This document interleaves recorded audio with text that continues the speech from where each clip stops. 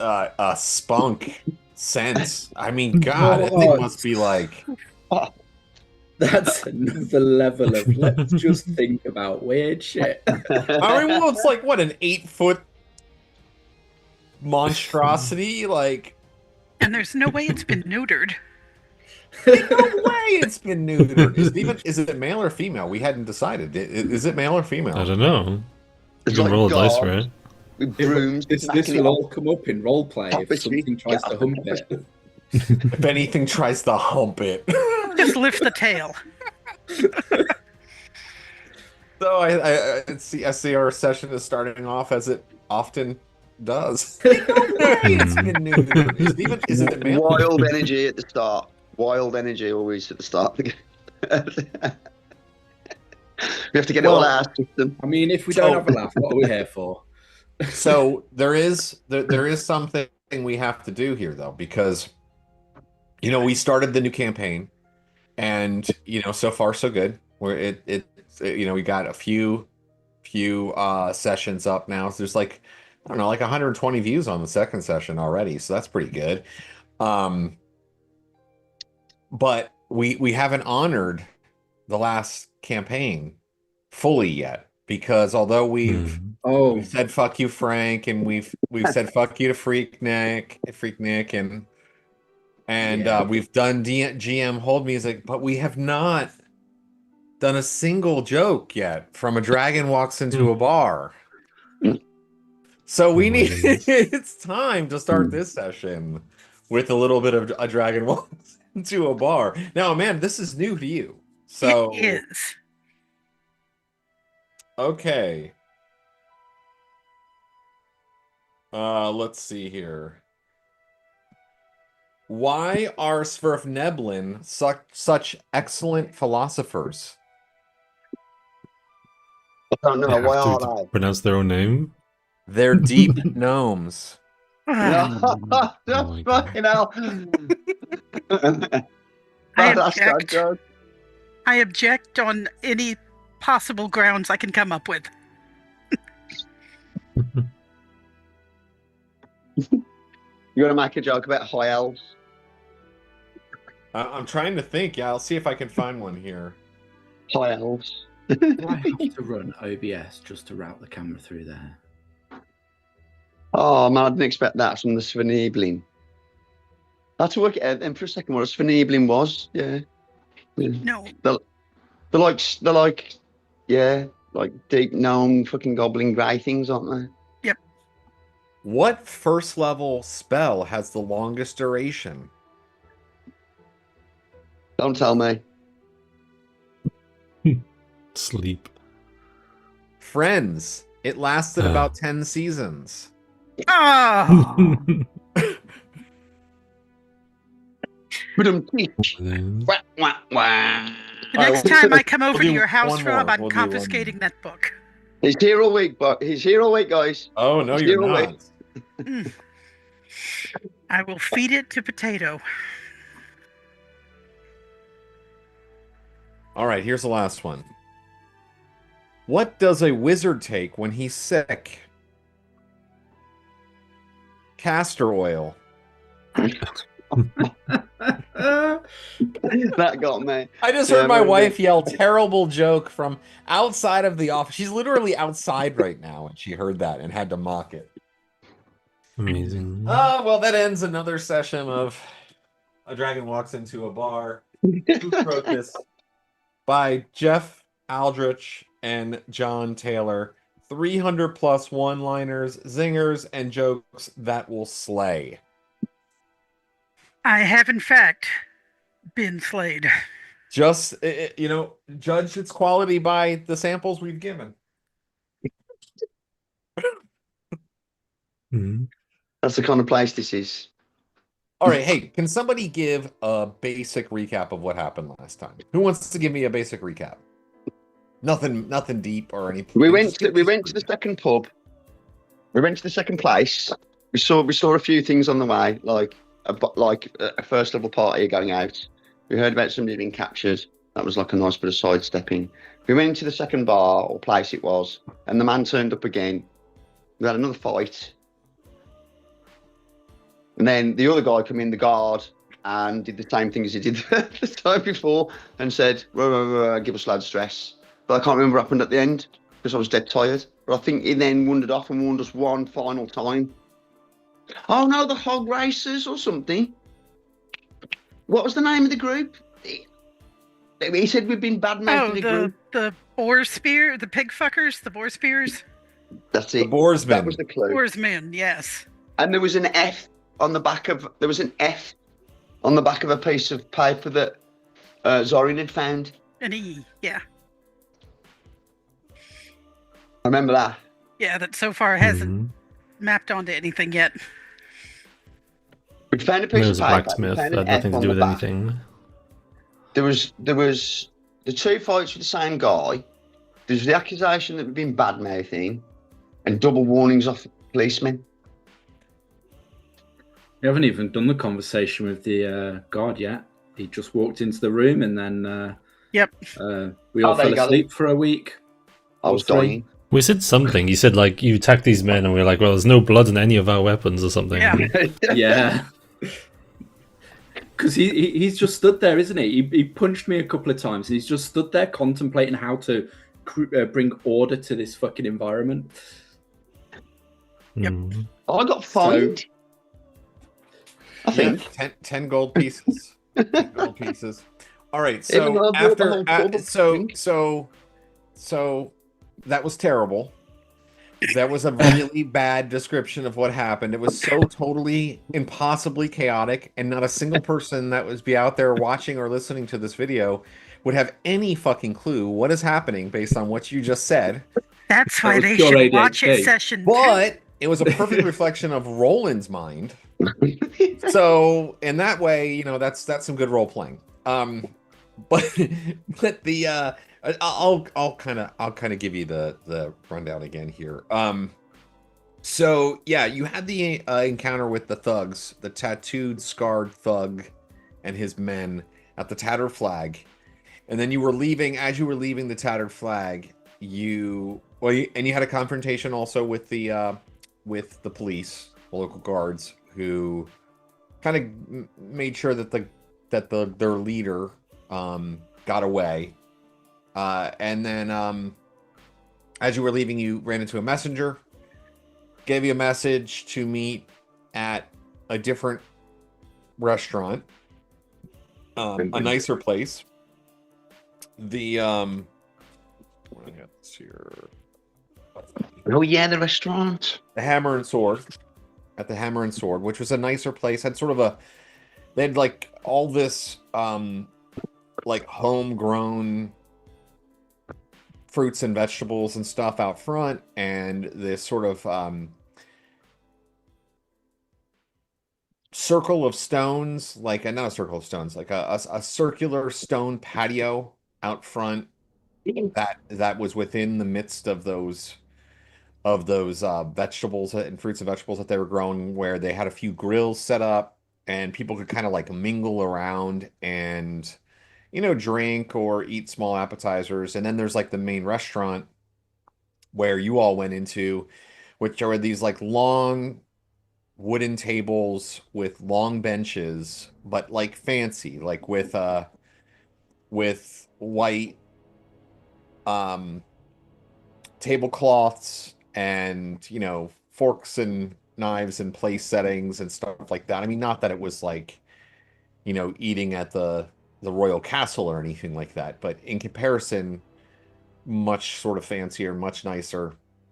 And you were all there, and everything was going just fine. You were there for about 20 minutes. And when all of a sudden these guys burst back into the thug and his men burst in on you guys, and another fight ensued. This time they did start it, actually, and all kinds of different stuff happened. Yeah, Roland has broken a table. He used a bench to push 3 guys up against a wall. Grey Ash summoned some lizard men.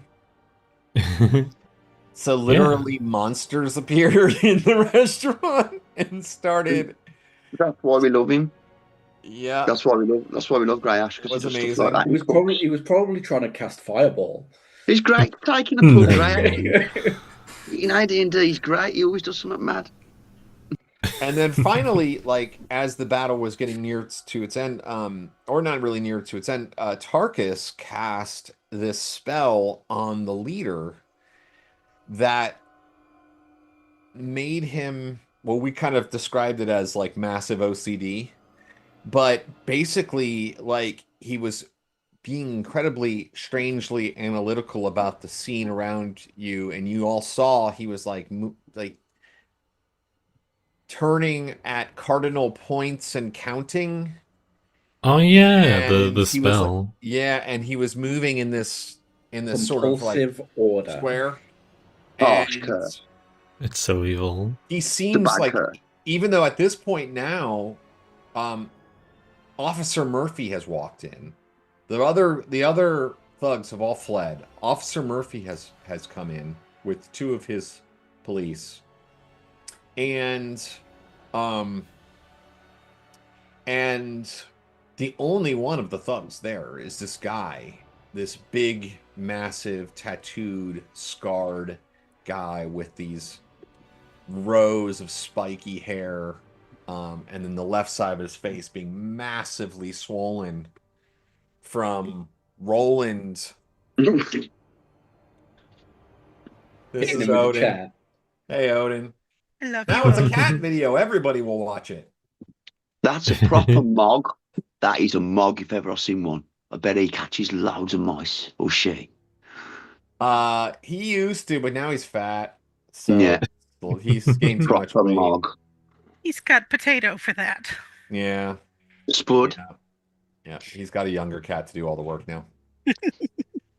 So yes, so would that be Odin's son? This guy, the leader of the thugs is stuck in this motion, and you can see he's like sweating, and like the veins on his neck are like bulging with strain, and he seems like near panic attack as he sees like all of you are like, kind of like meandering in his general direction, like with weapons blare, or not weapons, or bloody fists, and like all the rest of his men have disappeared. The entire dining area is just a complete disaster, destroyed from the fight. And there's still a couple people maybe like huddled off in the back corner. They go running out just now. It's like the police run in, come in. And this guy is like, again, he's just in motion. And the officer says, "Why am I not surprised to see you here?" We're not surprised to see you either. "Well, it is my job to be at crime scenes." Are you trying to insinuate something, officer? He looks around. He puts his hands up.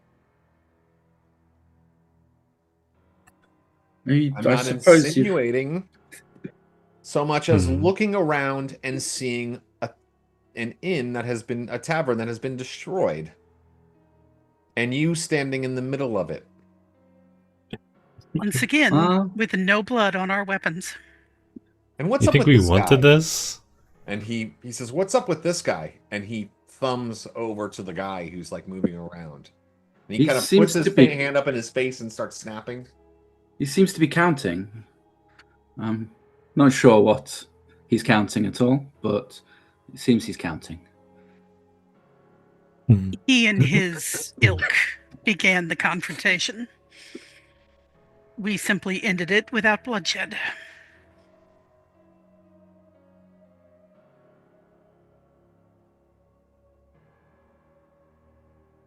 He puts his hands up to his eye, like his hand up to his eyes.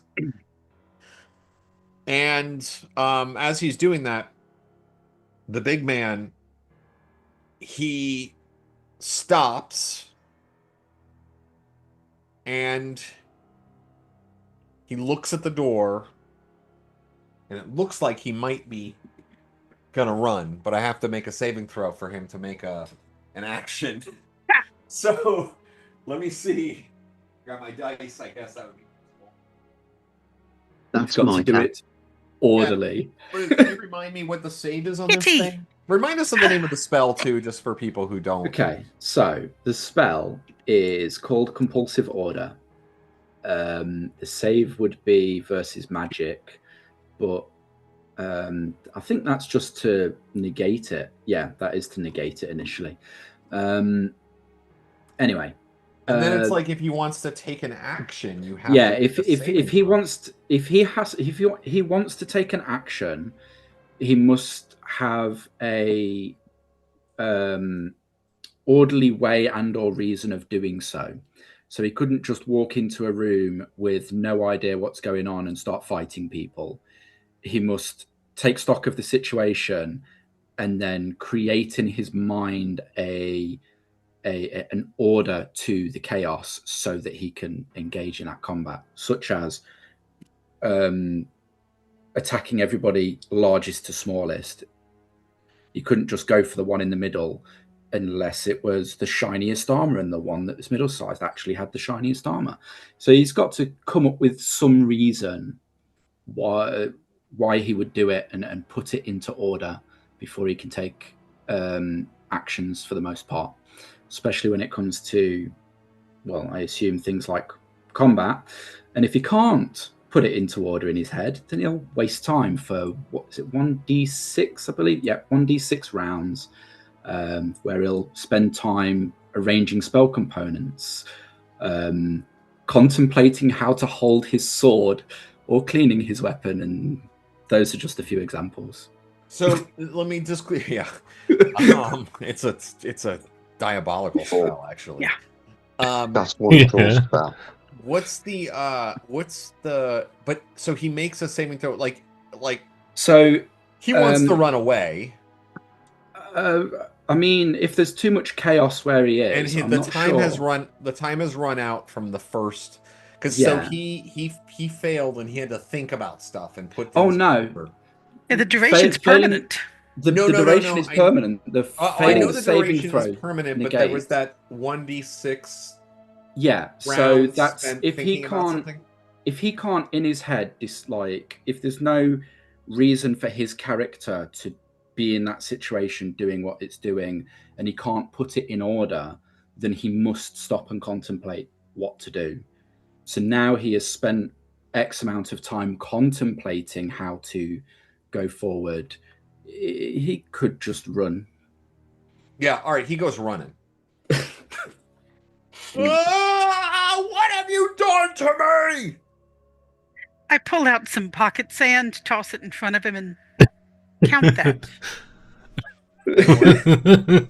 I pull out pocket sand and toss it down in front of him. And tell him to count it. Yeah. All right, count this sand. I'll make a saving throw for that. We're so going to abuse this poor bastard. Oh, yeah. All right, so in the hurry for him to run off, I mean, he made a saving throw, so he like, you don't quite get it right there, and he is able to sort of ignore it. No worries. And rush off, goes running out of the space, screaming. He has his hands up like on the sides of his head, like he's, on his brain, basically screaming. You can hear him. I do the same as he goes down the street. Understandable.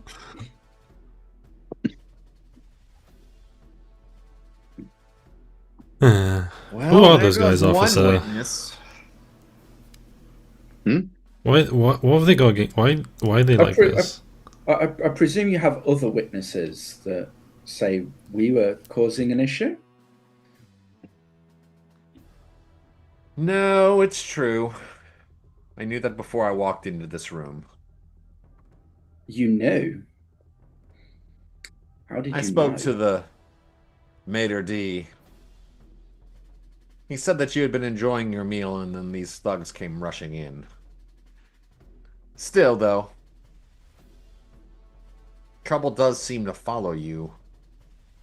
Not As unlike you, you, it would follow seem, us. officer. Yes, you seem to be following us, I say. Is there anything we can particularly help you with?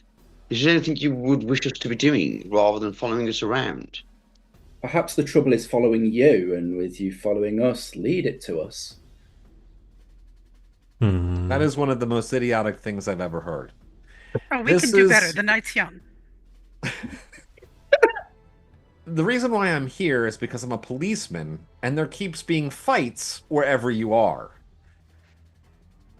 Yeah, we'd like if there weren't, to be honest. We're trying to find out information, but every time we're waiting for someone, other people turn up. Yes, we are trying to He puts his investigate hands the on his crime hips. ourselves, I say.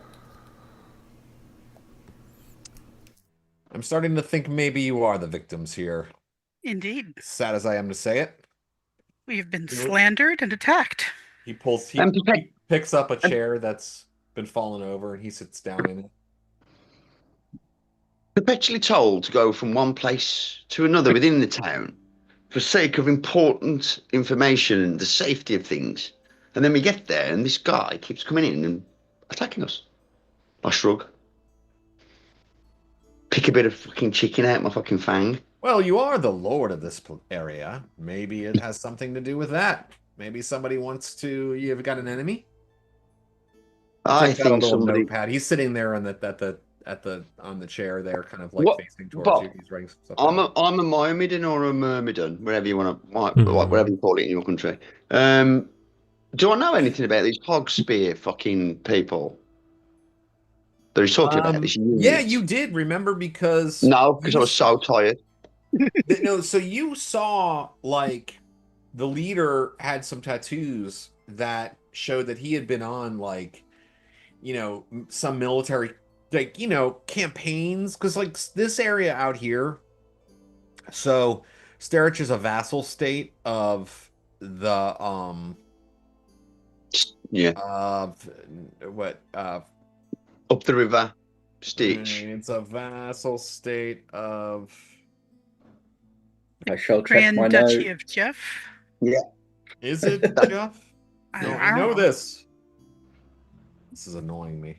I just saw that. Oh, Kaeland. Kierland. Yeah, Kaeland. So it's a vassal state, and it is on, like, its wilderness is fucking wild. Like, you know, like where Raven's Keep is. I mean, these are the most rugged frontiersman type people, like, you know, or outcasts. Yeah, or exiled. Yeah, exiles, or outcasts, stuff like semi-criminal. that. Edge of the law. Yeah, and gold rushy types. You Yeah. know what I mean? Not the, you know, those people that are out there. Yeah. No No tax. tax. A lot of the trappers and stuff, but Roland doesn't tax much, but he doesn't give much back to the people. yeah. So because of that, like these militias, like these local militias, are like Calm kind down in of up, militias. and they're semi under the control of like the you know, under control of Sterich's ruling Barons. powers, but yeah. Yeah. Right, we need to go and smack them then. I say to her I say to Tarkas, this is something maybe we should deal with. Get out there and have a look at those militia groups. Maybe you should teach them properly the ways of war. Or not. Aye, if it brings order to the area. I can also spread the word of my deity and hopefully relax things around here some.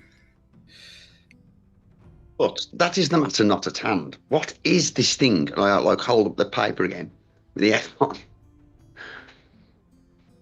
And like put it back down. There must be a clue. F. He picks it up, the police officer, Officer Murphy. He picks up the paper and looks at it. I don't know if I even had it then. I might have met it. Sorry. If somebody else had the letter. Sorry. I think Roland could have had it. Sure. Conceivably. I mean, he was the one that discovered the imprinted letter, which Officer Murphy says, I believe you got this wrong. This looks like an E, not an F. I become embarrassed and look into my beer. Pat him on the back, knowing he can't read too well. I did buy reading right, but I'm like 6 or 7 to roll it. E. Who do we know with an E? E. I traced the letter E in beer on the tabletop. E. I practice it with my finger. Well, I don't think it was any of the locals, I'll say that. I might have followed up on your visit to the smithy, where you spent some time investigating the smithy's assistant, beginning with his name beginning with said letter. That got me thinking about other locals, and no specific name came up. Some nicknames, things like that. Old timers, though. Nobody that would have written a list like this. Yes, it was our names, wasn't it? It's our Wait, names what? and descriptions. Okay. Names and descriptions. Was it I read you investigated the... You Slightly investigated the... ugly. I'm so confused. You investigated the people with a similar name to the blacksmith's apprentice before you knew we were looking for someone with a specific name? I once knew an Edwin. No, I spoke with the waitress at the Tattered Flag. She told me that she had mentioned to you the name of a particular patron, that being the one at the smithy. So that led me naturally to go there to speak with him, to see what you had spoken to him about. All innocuous stuff, though. I see you can actually do real police work. He looks disappointed. Elisar. Elisar was like one of the early players, wasn't it? Have you never been rivaled in this area before? Or who ruled this area before I came? Was there any other body here? Mostly lawless. It fell under the... It fell under the control of Earl Quichard himself, and only the most rugged of homesteaders willing to push out this way. It bears no reverence to me. He doesn't look like the most rugged of homesteaders, I would say. If we're going to have this this long conversation, why don't we reset this table, take a seat, and have some wine? I'll call over the maitre d', get everybody some food. He says, well, that is something we should discuss. Now, I understand that you are not the one responsible, and we'll certainly be doing our due diligence on rounding up these thugs, but you are the lord of this region. Maybe a commitment to taking care of all of the repairs here might be in order. Don't worry, I have that covered. Oh, kind of you. I'll look over. The coppers are a bit empty. Thank you. I thank you. This is great expense. You'll lose so much business, but I appreciate that. I'm sorry that your meal ended up so interrupted. Please. Sit down, enjoy. We'll do what we can for you. Well, I'll spend 5 conversing with the maitre d', trying to, work out how much everything's going to cost, pay him up. You should buy in. Tarkas, cover a portion of his business. Let's have a look. Where's my etiquette? Yeah, fine dining. This is some gangster shit right here. This is some gangster shit. Yeah, I can fix this for you. Let me just wet my beak a little bit. I passed my etiquette check, so obviously my demeanor will be fine with him. But yeah, no, like I was before the police even arrived. I was making my way to you so I could make things right with you. It seems the trouble followed us here, and thus it is partially our responsibility. He nods and he puts his hands in sort of like in prayer and kind of bows a little bit to you, and he says, it is okay. I understand. These things can happen. This is we are on the rough edge of civilization. It's nice to finally. It's rare to speak with someone who has more of a refined manner. I'm mostly catering to those who are looking for a little adventure coming down the river, or those who might have made a proverbial killing doing trapping and hunting and bringing in some rare species that have come into money. And it's rare that we have someone, how shall I put it, from the big city come and visit. Someone who understands the breadth and width of food and fine wine. It is. He's talking. He's saying this to you while you're kind of going over the wines and like he's pulling some out. Yeah, it's what Heronius demands of his clergy, and thus I extend it to those around, no matter what land I'm in. Truly, who is this Heronius you speak of? He is the greatest of all gods, a god of war, no doubt, but a man of honor and justice and wisdom. Maybe I will preach in the town square one of these days, and you could come along.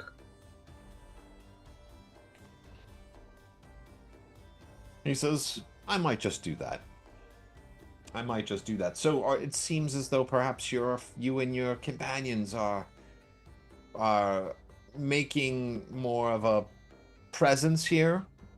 Do you intend to settle into the region? Yes, one of my companions, Lord Roland Ravensblood, has a keep not too far from here, and is, I believe, hoping to take this land under his wing and protect it as he does in his chivalrous manner. And I, as a good friend to that man, will assist where I can. Expect to see me around some more. He nods. He says, well, I'm sorry these are the circumstances that we have met under, but welcome to Holloboro. I hope the rest of your stay is much to the improvement over what has befallen you thus far. I can assure you that while we do get some nefarious characters who come through here from time to time, this place there is a spirit here amongst those who live. They are individual, they are strong-willed. Can be a bit difficult at times, but I think good-spirited people. Says, but you might tell your Lord Roland not to expect the royal treatment from these types. Oh, I'm sure he does not. It is myself that has a slightly higher station and standing, or the expectations. But I am a man of following, and thus I will do what I need to. He nods at you. He nods to you, and he hands you a couple of bottles of wine to bring to the table. And he says, "Well, I should get back to cleaning up. I appreciate your commitment, and as requested, we'll send the full paperwork to your address in the keep." And he kind of does the formal of that, and very well. It's nice to meet you. I'll hand him 10 gold pieces just to cover damages here and now, and then once I've got paperwork, I'll handle that later. Back to the party. All right.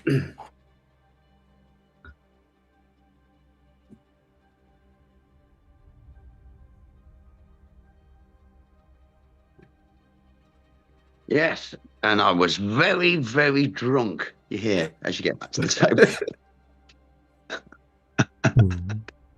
Perfect transition. So yeah, so what are you gonna do then? So like you're all at a table now. You've got some wine served to you. You have privacy, essentially. I've got loads I want to do, but loads of it's connected to being a lord and nothing to do with this game. And my character's too stupid to think of what to do next. Literally. So I'm kind of just chilling. If we've got no further information on this note, like he did say tonight. I mean, what time is it now? It's not that late. It's like 5-ish, and it's springtime, so like. Ah, you bought me a bottle of wine, Tarkas. Thank you. I'll grab one of the bottles. So you probably have like an hour and a half or so more. Yeah, so the sunset. People were starting to show up for early dinner, but the place wasn't full.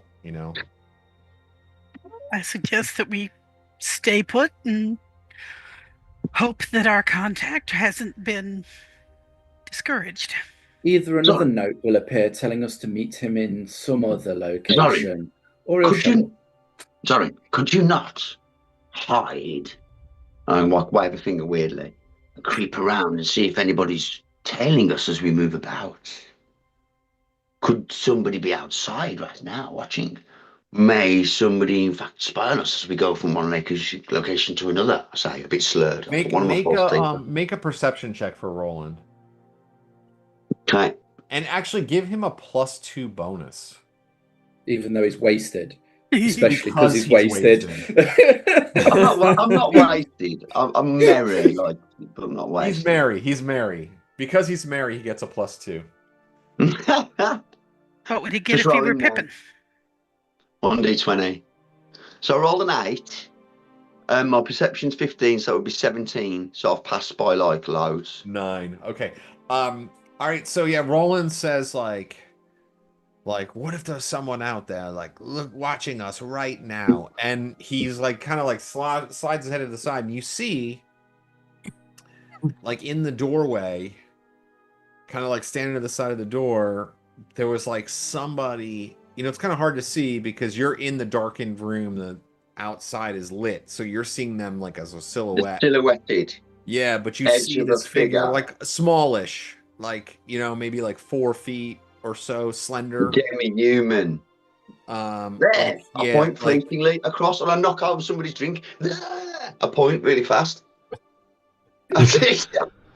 What he thinks is really fast, but it's slow motion to the rest of us. The figure freezes, and Roland comes like running up, and there's a boy standing there, human. Oh my God. Human boy standing there in the doorway. I'll stop with my hand on my sword, like, just a boy. Oh yes, Lord Roland. It must be Lord Roland. My dad was telling me about you. I have a message for you. Yes, you surprised me there. Some man asked me to hand this to you. Where? A man? What? Well, he was out. This was a few minutes ago. I looked past him outside. Yeah, he was like a river man. Oh. Skinny, hairy man. What? Skinny, hairy man. He had a high-pitched voice. He was dressed like a river man. Black Dickens. Could be. I'll throw the piece of paper to Greyash. Yeah. Because Greyash is the only one that can read the letter.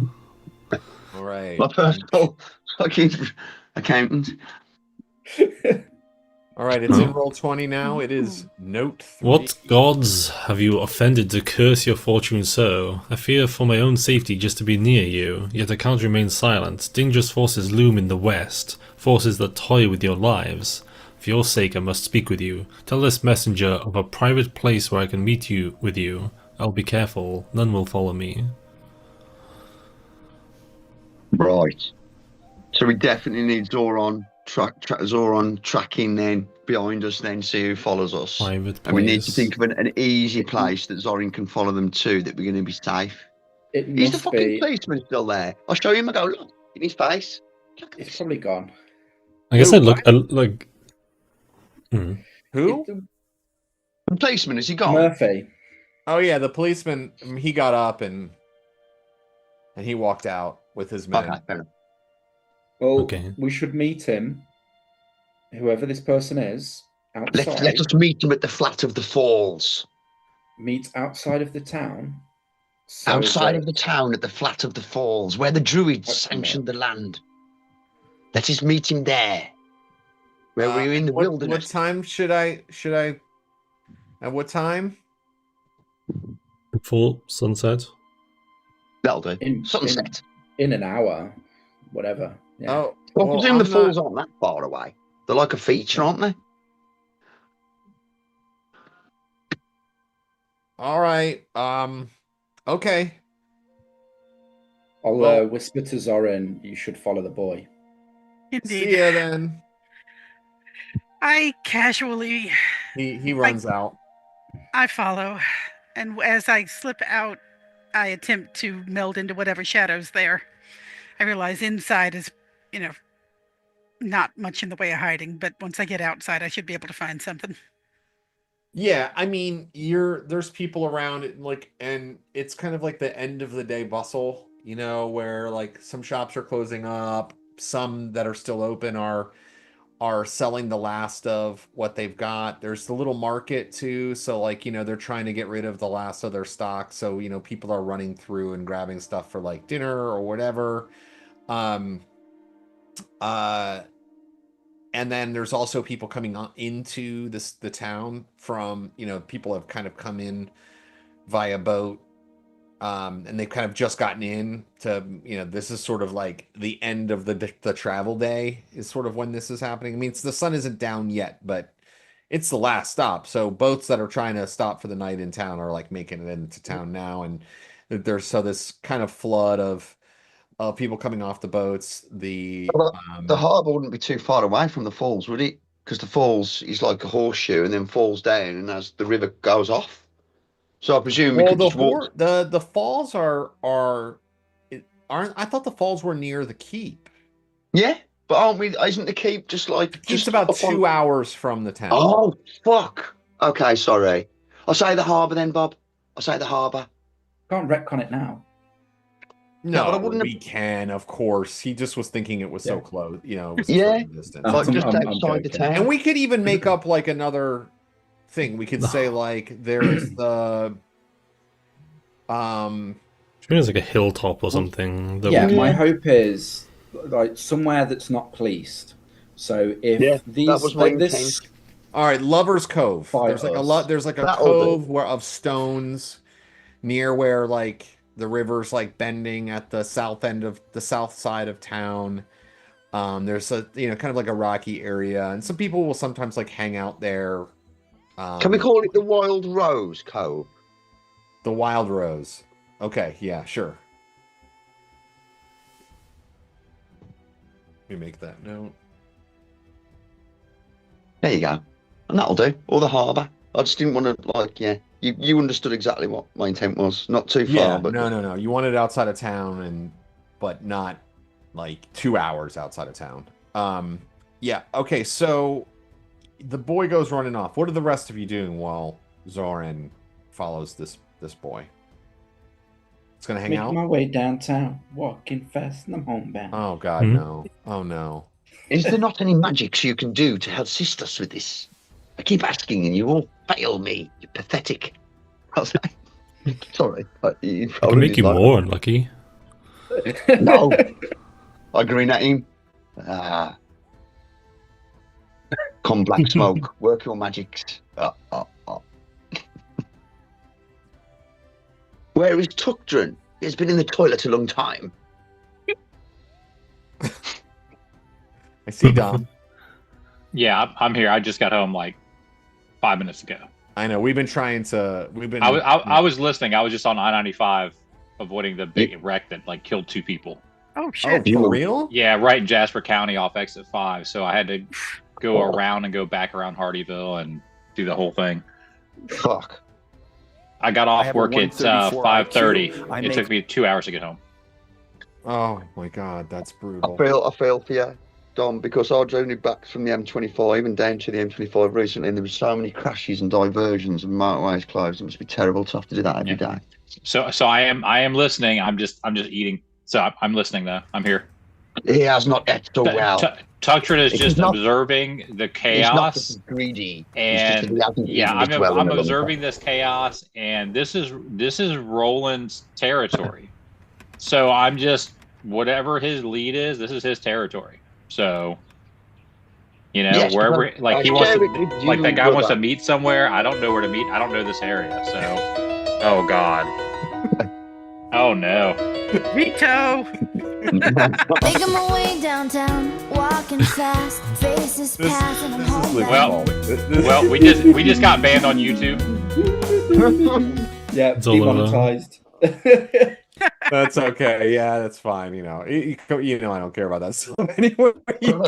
Magics, come now, think party, collect your minds. Bang my head on the fucking. That's too funny. Play.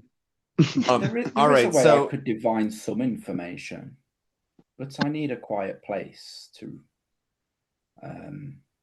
conduct the ritual. Yes, you should have a salon privé of your own here for when we die. Just a nice little wall there, I say. If there's no other I will magic, remind you that there are a couple of places that you could let's see here. We could go to an inn of sorts, and I could find a room, and I could go and divine some information about what the heck is going on.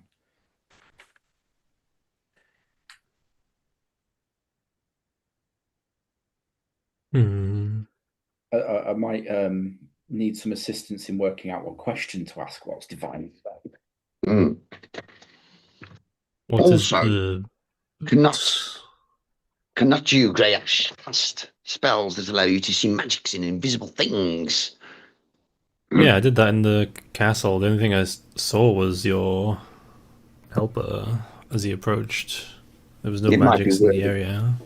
It may be worthy to do again, though, when we meet or when we go to the area. It must be a trap. It must be. I can also detect magics. Of course. There are two just straight up inns.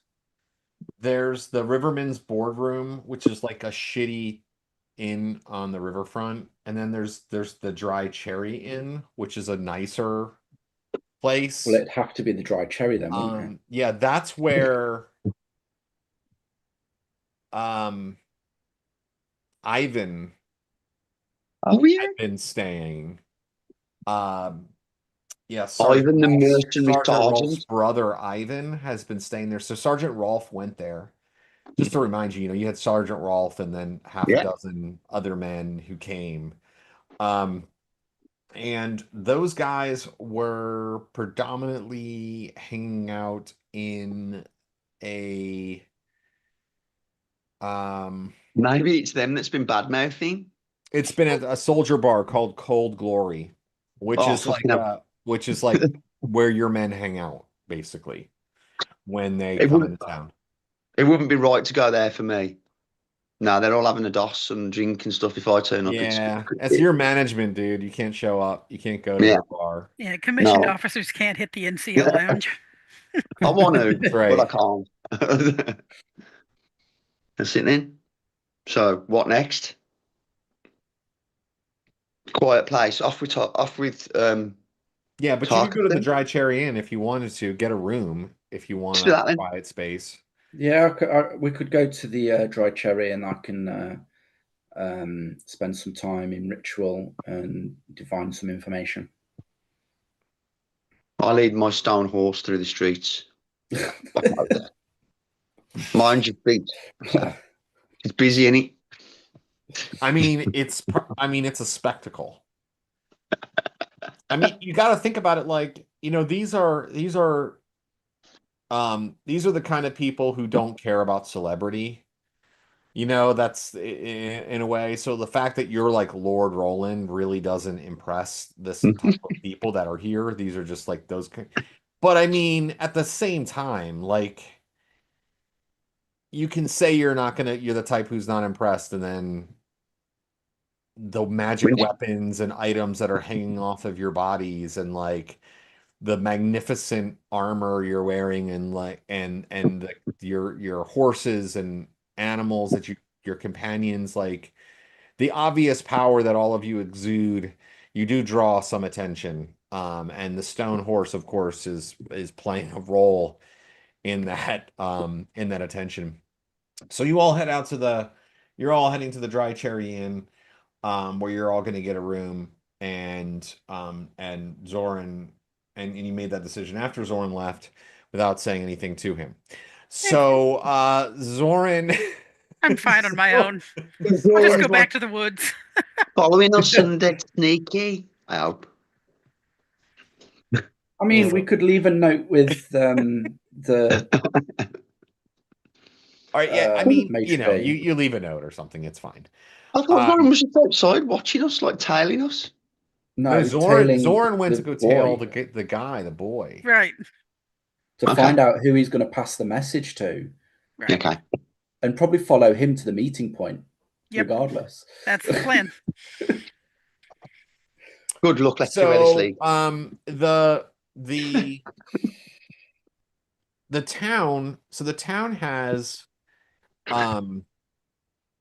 along the river, and there's a little harbor, and it's not a harbor is an exaggeration, but there's an area that has some docks and like you could probably like harbor one or two bigger boats, and that would be about it. It wouldn't be like it's not a real full harbor, but anyway, there's this area that's it's got these docks and stuff, and then there's the riverfront area, but just like at the northern part of town, like as you're kind of coming in, there's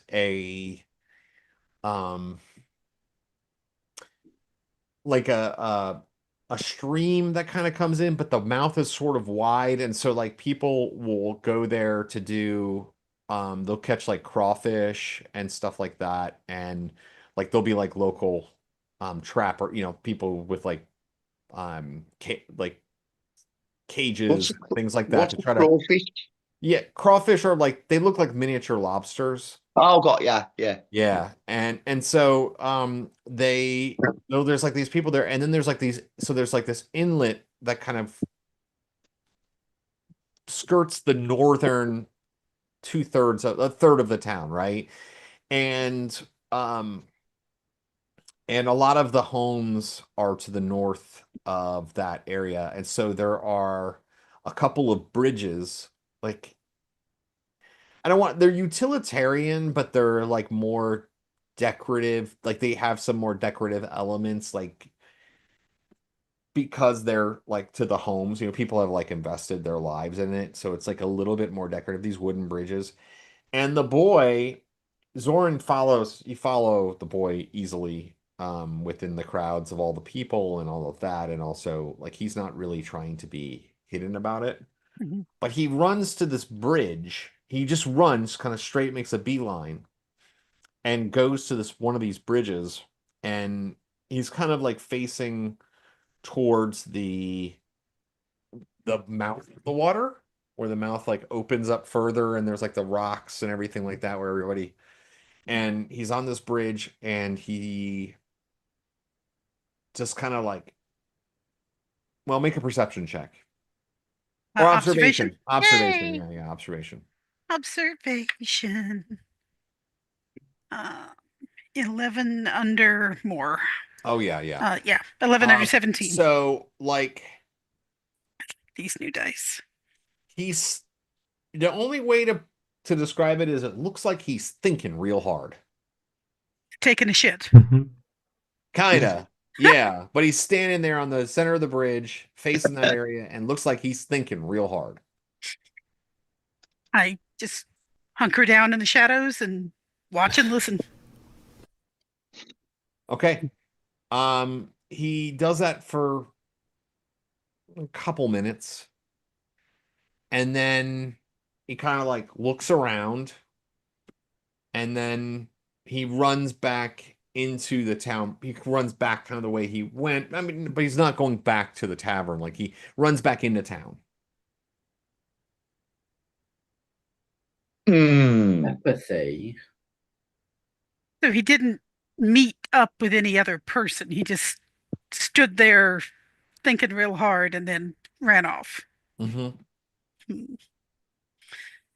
And of course, I lack any sort of magical ability. I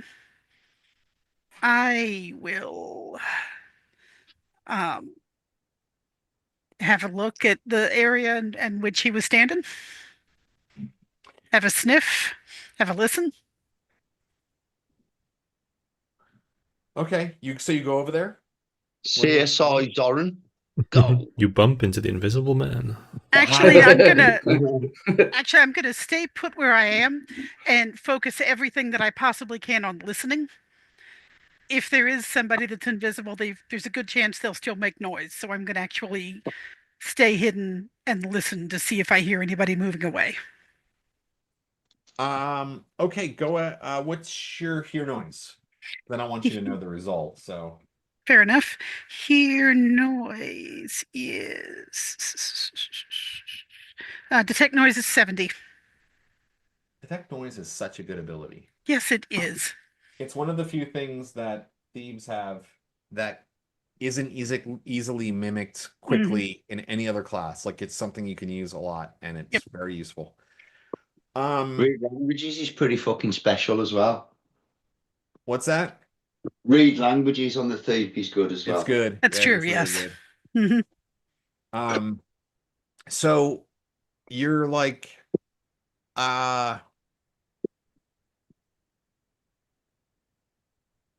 listening really intently. Make another observation check, actually.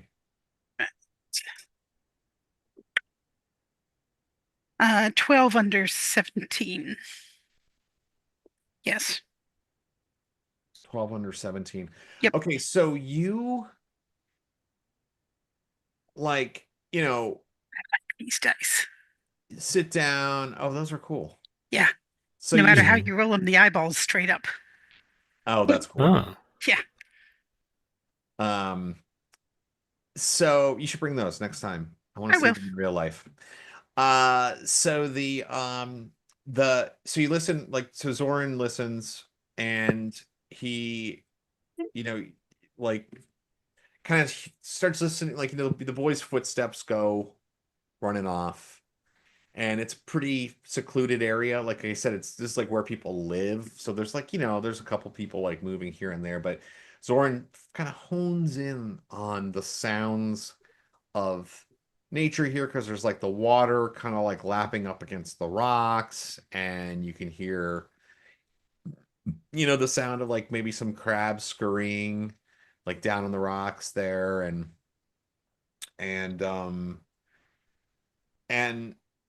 like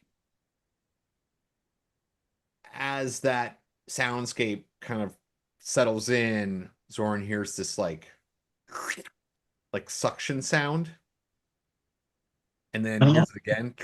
It's pretty distant, but then he looks over and sees like these right kind of on the other side of the bridge where like the rocks are.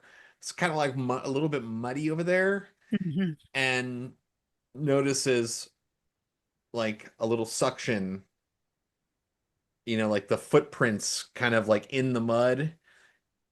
And they eventually stop because it gets to the grass and you can't see, like, I mean, if you're close up, you could probably see them, but like you don't hear the sound anymore, but you kind of got the position pinpointed. Something is invisible though, like as you had suspected.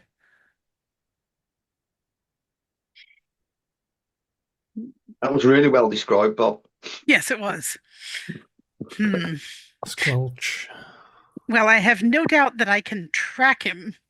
I'm not as certain that I can track him while remaining unnoticed. So I'm going to just go ahead and I'll go back to the restaurant, realize that I have been abandoned. We haven't abandoned you. Your independence is strong. I'm just going to go back to the woods and live my life in solitude. Yeah. Okay, everybody else, I'm sorry, but me and Amanda are going to continue. I'm going to follow her character, and the rest of you are. That sounds great. I will watch on YouTube.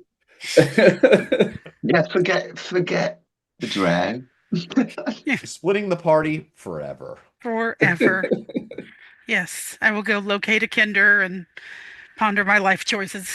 If you say this is just not how we play, and then go, we'll never forgive you. Sorry.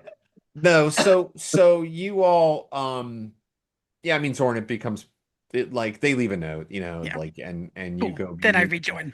at the Yeah. Dry Cherry Inn, and the they've settled in by this point. The Dry Cherry Inn is it's a nice place. It has a local stone foundation, and on top of that is built from the local hardwoods, and it's a 2-story building. And it has I want to say that there's a bar. They have a kind of like a happy hour for guests where they have, you know, some drinks, and that's going on right now. An hour of being So, happy, one would assume.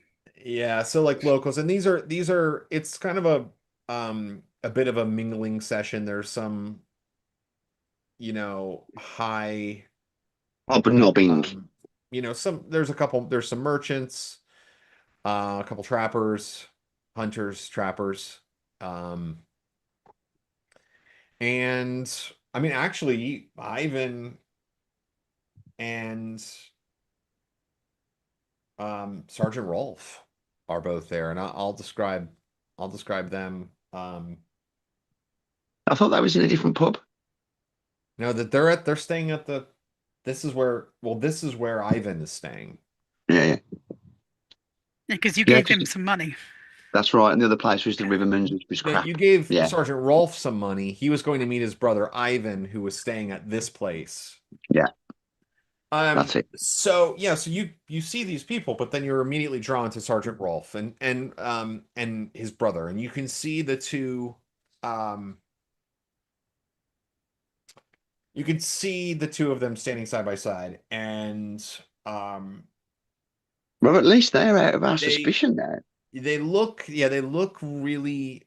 You can see the similarity. You know, like when you see them sort of standing side by side, but there's also a stark difference in the way that these two sort of present themselves. Like Rolf is like a gruff, stern, rough neck. He's kind of hunched over. He's muscular, but like almost like you know, like somebody who gets muscular from doing hard ass labor and fighting day after day versus like somebody who's like a bot, like who does like uses weights and has like a physique. He's just like a school of hard knocks. He's not a gym buddy. Yeah, yes. So he's not the gym. No, he's not a gym rat. He's like he looks like he's hardened, you know, tough guy. Kind of has a snarl on his face, like sort of all the time, even though he's sort of straightened up now that he's on Roland's staff. And again, he's from Steric, so he has the blonde hair and you know, sort of lighter complexion. But he has sort of the scars and roughness, dirt in every crevice in a sort of way, even though he's clean. You know what I mean? That kind of thing. His brother Ivan is he's upright. He's got sort of a noble bearing. It's like he's got straight back, the chin raised. He's got sort of wavy hair, reaches his shoulders. But I mean, he does have a few scars. Like you can see, he's obviously been on some campaigns and done some things. And he does have a beard that's a bit overgrown. Obviously probably from traveling, since he just traveled here. And but he's got no, he wouldn't be in his armor right now, but he's got fairly fine clothes, I would say. Like traveling clothes, but of good quality. They're dyed. He's got like a red shirt and so he's got some dyed colors. He looks like he's wearing nice things. He's got a long sword actually still hanging at his side. And they're sitting there talking. The two of them are talking. And again, they look like, they're brothers, and then you're like, wow, they're not even at all the same. And then again, there's some merchants and some of these like trappers, hunters around as well. There's the innkeep who's walking around, personally with a tray of drinks, smiling and chatting with everybody. Well, I will lodge myself a room for the evening. I'll only be in it for an hour, but I shall lodge a room for the evening.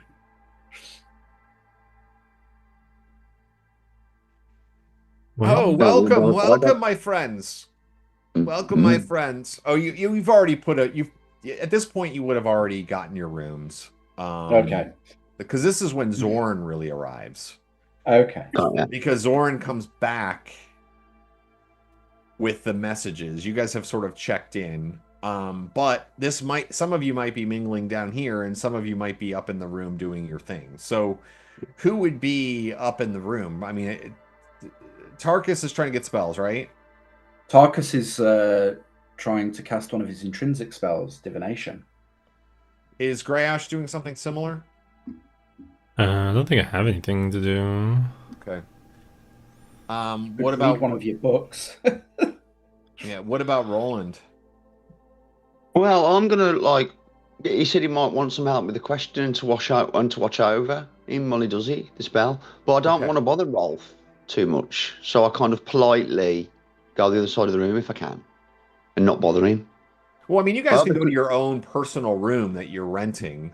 Yeah, we just cut the scene there then. This party's happening. Really, I was describing this more to Zoryn, to Amanda for Zoryn, because he comes in after you all, and this is sort of started. Because Zoran's probably a bit nervous. 10, 15 minutes behind you, so. Legit. Yeah. Yeah, then. So we'll do that. Cut to the room. And then what about Tukdren? Is he mingling? Yeah, so I'm hanging out, drinking, keeping an eye on who's coming up and down, like I guess the stairs or the hallway that would lead to wherever our rooms are at in the inn. Gotcha. Just trying to make mental notes of the people that are coming and going. The cleric dwarf being our thief, keeping an eye on everything. I'm a sentinel back under the mountain anyway. Fair. Yeah, then I'll slide in and look around, see that Tukdren's the only one that's down there and obviously not engaged in something terribly important. So I'll tuck in next to him. Or fighting anyone for a change. That too. Says the guy who struck first against the fight. Hey, come on. He's been dead fucking 2 years and worships the god of war. He don't need an excuse to punch anybody.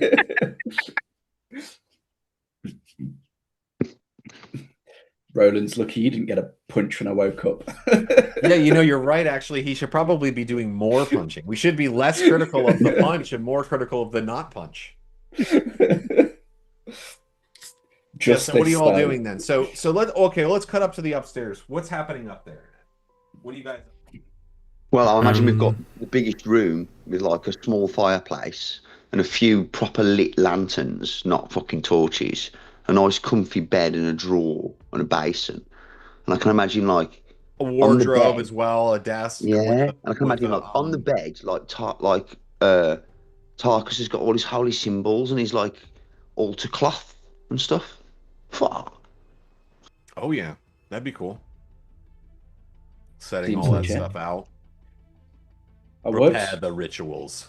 Take off all my armor, strip down to nothing but my gown, and kneel on the floor with all of my stuff and begin to chant and beg the assistance of my great god to glean a piece of information. I guess I'll spend some time reading the book. What is the book? Well, the spell book that has all my second level spells in it that I haven't learned yet. That book. Yes, that book. The wizard always has a book to read. Was these not mine? No, stolen. That's kind of what wizards do, right? Yeah. It's a little bit like Highlander, like I'm a 14th level wizard because I stole everybody else's book from below me. That killed me. All right, so tell me the spell. Divination. It's the divination spell. It is divination. Level? It's third level? Fourth level? It's fourth level. It is fourth level, but I have it as an intrinsic power. It's is that a wizard spell normally or a priest spell? Priest spell. Okay. I actually have it as my priest, but obviously I don't memorize it because I know every day I can just use it. Because it's a granted power by my kit, my god. This is neat. Yeah, I remember this. I know what this is. So the base chance for correct divination is 60%, +1 per experience level, and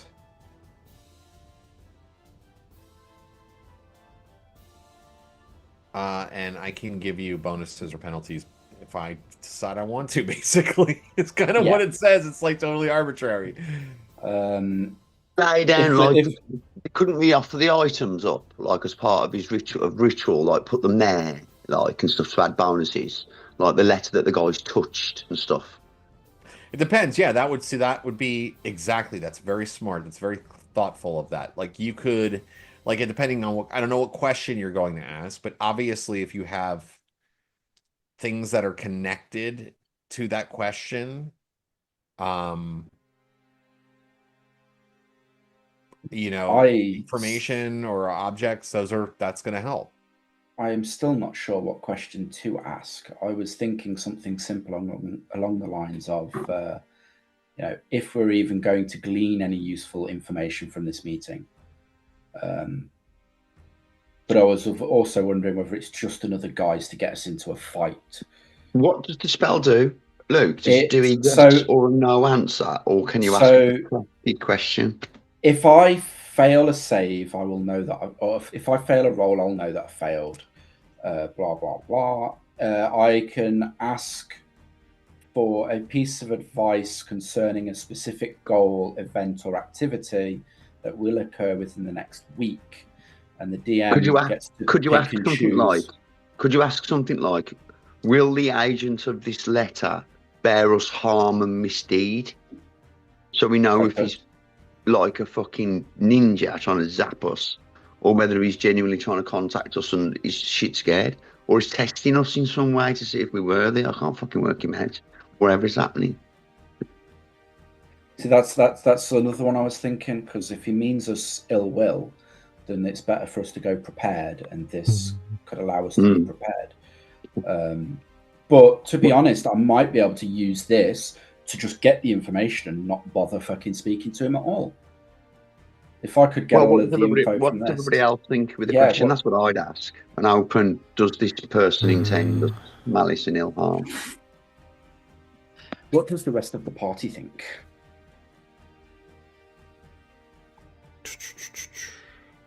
Rob started the timer, so speak up. No, take your time. This is what this is role playing part of the role playing game. This is the...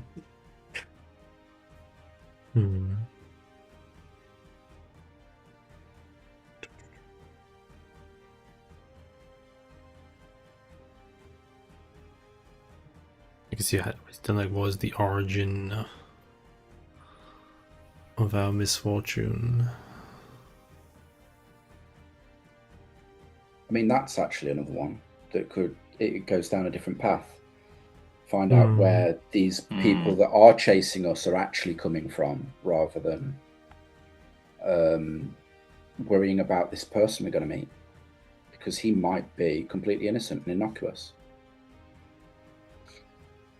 How many questions? Is there only one question we get? It's it doesn't detail whether I can string questions together or not. It just says, I can ask for a piece of advice. I'm going to read this spell because it's really interesting, and we're up at higher levels, and people don't really get to do this. So it says, a divination spell is used to garner a useful piece of advice concerning a specific goal, event, or activity that will occur within a 1-week period. This can be as simple as a short phrase, or it might take the form of a cryptic rhyme or omen. Unlike the augury spell, this gives a specific piece of advice. For example, if the question is, quote, will we do well if we venture to the 3rd level, end quote, and a terrible troll guarding 10,000 gold pieces and a shield +1 lurks near the entrance of the level, parentheses, the DM estimates the party could beat the troll after a hard fight, end parentheses, the divination response might be, quote, ready oil and open flame light your way to wealth, end quote. In all cases, the DM controls what information is received and whether additional divinations will supply additional information. Note that if the information is not acted upon, the conditions probably change so that the information is no longer useful. Parentheses. In the example, the troll might move away and take the treasure with it. End parentheses. The base chance for correct divination is 60% plus 1% per experience level of the priest casting the spell. The DM makes adjustments to this base chance considering the actions being divined. Parentheses. If, for example, unusual precautions against the spell have been taken. End parentheses. If the dice roll is failed, the caster knows the spell failed, unless specific magic yielding false information is at work.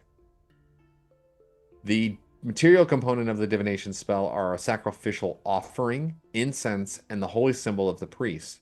If an unusually important divination is attempted, sacrifice of particular valuable gems, jewelry, or magic items may be required.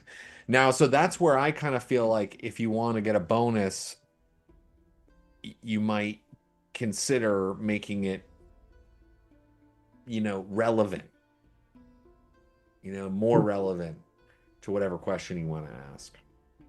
So having relevant pieces of paper, like all of these notes that we've received, and this one note about people trying to hunt us down might help us glean more information about those individual things. But using them all together, if one comes from one person and one comes from somebody completely different, might murky the results. So we pick a path. Do we find out about this guy we're supposed to meet, or should we focus on the people that are hunting us? Personally, I would like to know more about this person we're supposed to meet. Okay. Now, I will just note that the handwriting of the names and descriptions of your characters versus the handwriting on the notes that you have received, the 3 notes that you have received, is very different. It's very different. Like, one is like a curvy script, and then the other one is more of like a straightforward clean, organized, but straightforward sort of handwriting. And sort of written in code, isn't it? Not really. I mean, it's been like... Oh, was it just Roland that can't read then? Might be. What are these strange symbols? Somebody read this.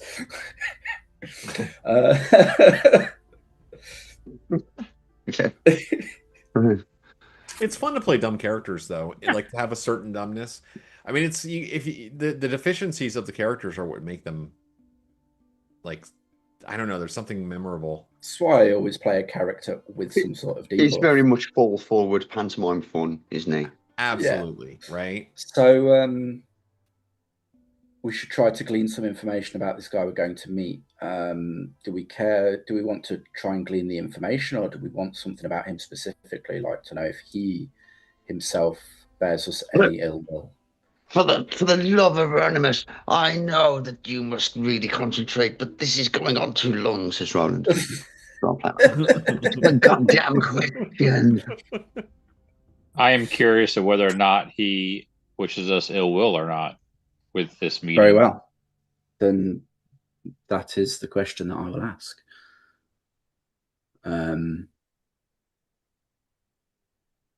yeah, I will go into my trance and ask the gods. Now I have to try and formulate words in my mind, which doesn't work that well.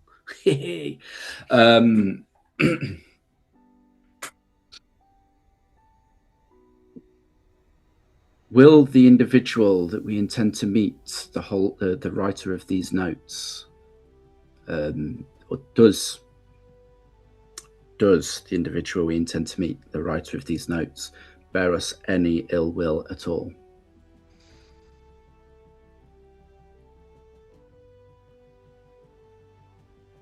Fair question, bro.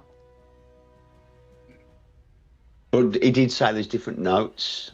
Well, it would be the three that he has given us, because obviously we know the difference between ones that he's written and ones that were written by somebody else. We can separate them out. So obviously the notes that all the little kids have been handing us, and the one that your friend downstairs handed us in the keep. Ivan was his name. Cool.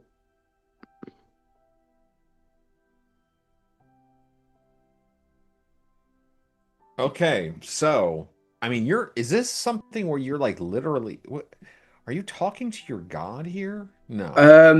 I'm speaking into the ether in hopes that somebody will respond, and obviously the prayer would be directed at my normally god. A lower worker. Hello, Tarkas. It's normally a lower worker, like an angel or a seraphim. It's the spider god. No. Okay, so yeah, I mean, Tarkas, I feel like Tarkas would be sort of connecting to the sort of so I was reading this book today.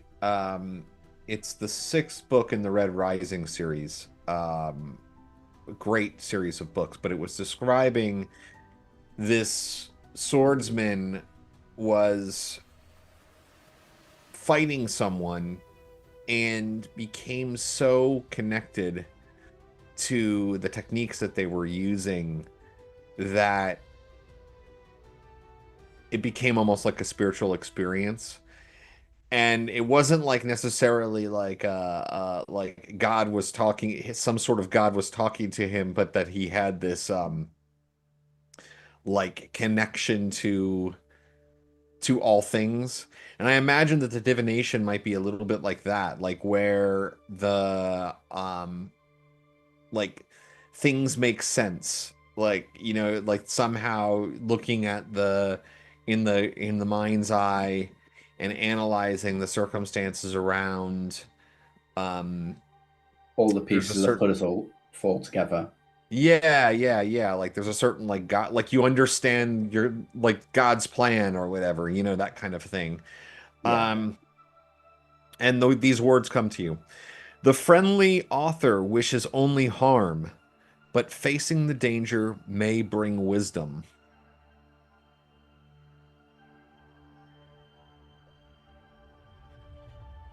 We'll contemplate these words for a moment before sharing it with everybody else in the room with me.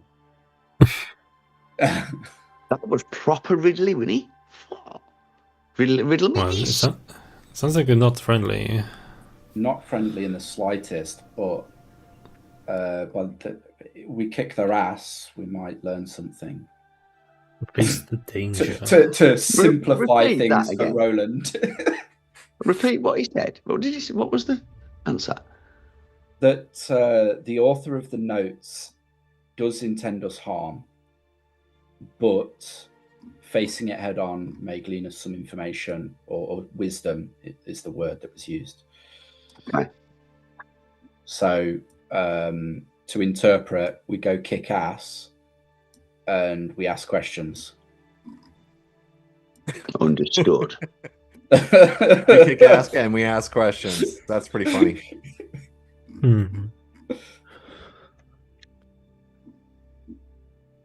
I mean, that's the whole Crazy thing for divination. So we know whether to be on our guard or not.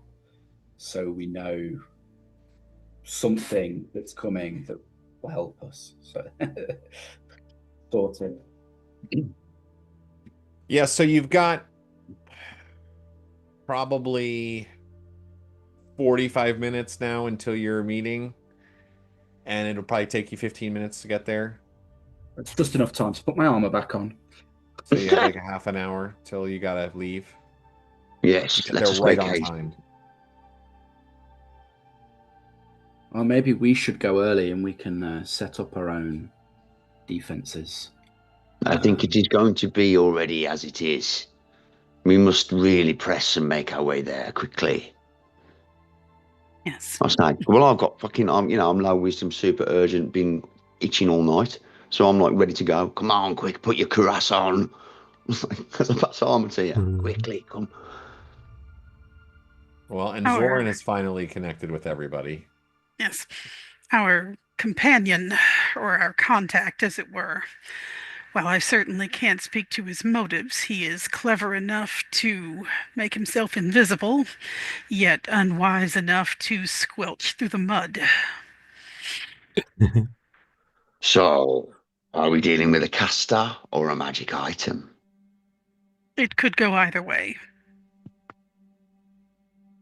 How did the boy know where to find him?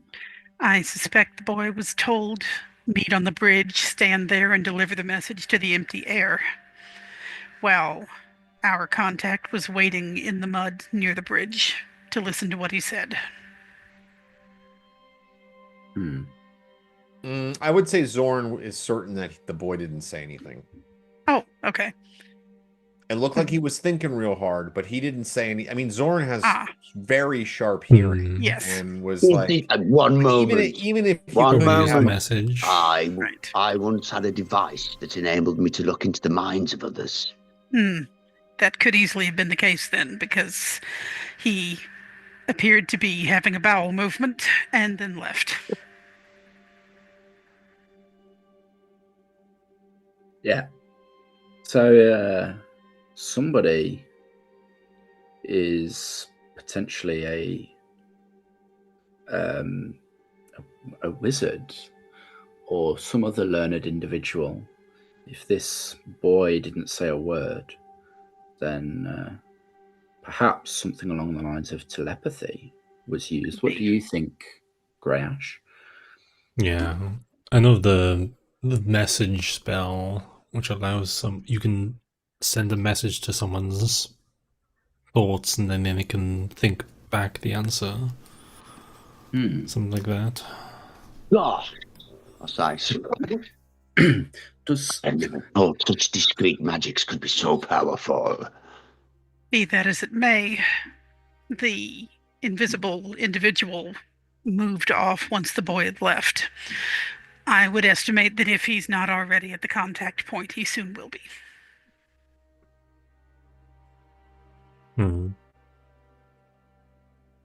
I guess we go there expecting consequences. Have you put your armor on yet? I have that spell too. Consequences. Consequence. I think I don't know. Is that the really good one? What's the? That's contingency is the funny one. Contingency. Yeah. High level though. That's how those high level wizards like don't ever get killed. They do contingencies and stuff, right? Yeah. So like All right, contingency for like when my stone skin is broken, cast another stone skin. Back in a second. like Bio that. continue. Yeah, the 6th level. So you're all gonna head out then to the meeting spot. I guess so. I'll get my. Describe to me what pet. that looks like. We'll go person by person. David, why don't you start since you kind of. Well, I don't need to gather anything. I got my backpack on. Step outside. Head to the edge of the village. Call up. Look up to the hills, and my beast will sense me wanting its presence and ride down to meet me. All right. So you're heading to the edge of the town, and you're summoning your beast. Yeah. Mind. All right. What about Zoryn? Once we head back outside, then I will slip back into the shadows, and I'm going with the group, but I'm staying far enough away that I'm not obviously part of and hopefully hidden, so that I can maybe get into a better position once we get there and maybe be able to flank whoever shows up. Yeah, easily done. I mean, there's it's not like it's a heavily packed town by any means, but there's enough scattered buildings and stuff here and there, and then there's also there's trees in the town, Cool. so like you can kind of move. It's fairly easy, and at sunset at this point now, like as I kind of mentioned, this is sort of like Friday night, so like there's a lot of people that are in town right now, so it's a kind of a good time to be moving across the town and being inconspicuous. What about Roland? Well, I'm obviously going to be the one who's being watched because I'm getting all the messages. So I make myself an obvious target, which is what I do best, and just get on my horse and go clink clank through the town to the location. Okay. I am That's the awesome. Grand Duke Austriarch or whatever. The way 17 people have been trying to assassinate me. What, Luke? What about Tarkas? That's what I do. Yeah, following along. I don't know where this location is because I've not been in town that long, so I'm following Roland. All right. And then finally, Tukdren. I'm going to travel alongside Roland on the main road. I can't hide. Not that I can really hide.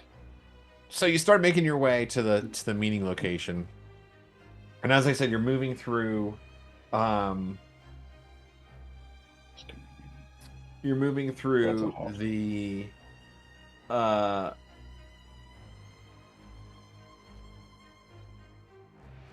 Moving through the town, and there is quite a few people, going this way and that. You're having to kind of move through groups of people, and the sun is kind of starting to set,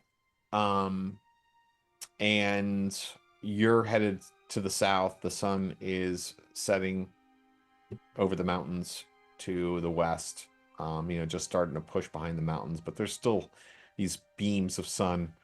And you're moving down the dirt roads with the other people heading, and Zoryn is maybe a block over, or sometimes they connect sort of slightly, and there's all of this and that.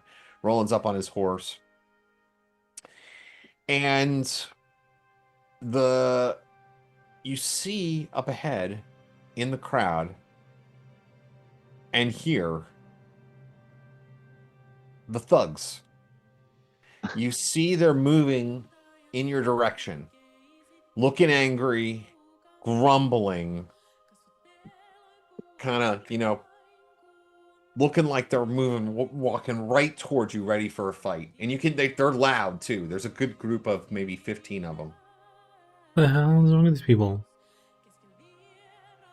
Like, we can't keep going easy on these guys forever. Will they stop when someone actually dies? Yeah. Okay. What do you want to do? You're gonna cross their paths. And charge the fuckers out of the way with my stone horse. Just fucking run them over. Well, I was going to say I'll place a hand on Tukdren's shoulder and just chant. So question: Are they mounted or not? No, they're not mounted. Well, me and Roland are mounted. So eat my SUV. Yeah, but aren't they taller than Tukdren whilst he's mounted? But not heavier. True enough. Tukdren's like a fucking bowling ball right now. And I'm in very heavy armor as well. Yeah, a massive bowling ball. Remember we were describing, he's like on a Shetland pony, like a badass, mean ass pony. Right. Yep. So we're cutting through the crowd trying to get out of town, right? Is the thing, and they're coming through the crowd the opposite direction. Well, wait a second. Do you have your horse? Because I thought the rest of you guys stabled your horses, didn't you? Yeah. Tarkas stabled his, absolutely. Yeah. I assumed we weren't all going to go horseback, because then Zoryn would just be left a quarter mile behind us. Well, that's the idea at the minute. It would have been fine on the trip here. I mean, and Zoran's quick in the woods. Yeah. Besides, I have a horse, so I mean, I have a pony. I'm not currently. I thought you were sneaking using it. though. Yeah. But yeah, I'm not. I don't. He's in the stable at the moment, but yeah. All right. So does Tukdren have his horse here, or did he stable it? So we rode him in to where we're staying. Right. So we're leaving and we're going out of town. You said it's like a 20 or 30-minute journey, right? No, it's 50. It was a 15-minute journey. It would take 15 minutes to get there from the restaurant you guys were at. It's just south of town. There's along the river's edge, there's several areas of like rocks and things like that, and there is kind of a rocky area just south of town, where it's made a little bit of a cove, and there's kind of, I don't want to call it a cave, but like an overhangy type cave, and then like a little, almost like a little mini like rocky beach. Yeah, I'd say. You're reading my mind, bro. Yeah. Well, we've all been to this place. This is like an archetype, So right. Okay. All right. So yeah. So that's like it'll take 15 minutes to get there from the restaurant, but it's still in town. I mean, like you can. Then no, I wouldn't take them out there. I thought I was going to be like further away out of town. I gotcha. Initially, the thought was because Chris had mentioned potentially going back to the waterfall, but there was some misunderstanding about where the waterfall was in comparison to the town. So right, gotcha. Anyway, okay, yeah. Then if it's that close, then yeah, then just walking. All right. So well, regardless, yeah. I mean, you guys see these guys approaching. So basically, what I'm gonna do is I'm just gonna say loud enough for everybody around us, because right now, from my understanding, is I'm, obviously visible. Roland is obviously visible because we're just standing in the street. Zoryn is hidden or invisible of some type, right? Yeah. Not with the main party either. Right. Right. And Gray Ash is not in the middle of the street with me or Roland either, right? No, he is mostly walking with the group. And then Tarkas is there. And Tarkas is too? Okay. I thought everybody else was kind of like off to the side, not as visible, and we were just walking in the middle, was my impression. Okay. All right, so there's 4 of us. All right, so that matters. I was going to say everyone should scatter. Just take a different direction. Don't get surrounded. You say to the back of my horse as I go, yeah. Yeah, Roland's going to trample. That's cool. I'm just readying I'm mentally readying myself for the oncoming nonsense. And Tarkas is casting a spell? If people aren't running off, Tarkas is casting a spell. if Tukdren's still hanging back a little bit, I was going to cast Aid on Tarkas before he run off into battle. Okay. Zoryn sees this as well. Words are hard. What's Zoryn gonna do? I'm gonna take up a position like in the shadow of a building nearby so that I can see what's going on, and I'll have my bow ready with the blunt ammunition just in case, but I'm not immediately. I'm ready to shoot, but I'm not actively shooting. Okay, sounds good. Yeah. And then what about Grey Ash? Fireball. I'll Monster summoning Like- 3. Monster Summoning 3. Dude, mass What level is levitation. Monster Summoning 3? Dude, just I can't cast remember. mass levitation on all of them and watch them float up into the air. Reverse gravity. That'd be Yeah, reverse gravity. Everybody fly. Let's see. And we could just walk straight out of town then, because they'll be gone. Yeah. Is the guard anywhere? Can I see the guard? Very good. I'll you don't look see the around guard, to but spot a We'll guard. get back to that. Come to think of it, we should find a guard and tell Murphy to come and join us at this meeting, to be fair. Murphy's going to be the one we meet and watch. The only spells I want to use, I want to use on the fucking guy. The guy is there. The main. Oh, the main guy's there? Yeah. The guy that was turning invisible? Oh, you don't know that? He was invisible. No. I don't know. I thought you meant the main thug. Oh yeah, no, I don't care about him. He's just a guy. How is the I don't want to kill these guys. That's the thing. He seems fine right now. Um, He doesn't seem like he's currently being compelled by weird OCD-nish. Whatever. I'll use a wand on the main guy. That's what I'm gonna do. I'm gonna wand him. All right, so you start to do that, and you're pulling out your wand, and Zoryn's like getting into the shadows. Roland's like, "Fuck this shit, I'm done."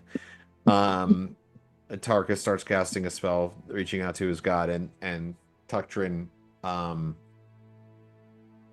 I'm literally wheeling my horse through people. Tukdren's Fucking recommending scattering now. Dom and David. The two of you make saving throws versus spells with a -4 penalty, but they are mind affecting. So if you have a wisdom bonus, you get the wisdom bonus. Saving needs throw to make versus those saves? spell. Just David for Grey Ash and Dom for Tukdren. So it's like 3, you said? So I have to roll above a 13. Alright, and It's a -4 penalty. It's a -4 Oh, penalty. 4. Okay. Okay, no, I rolled a 12 and I need to roll 14, I guess. That seems Yeah. I don't hard think I to have say. anything. Mind altering.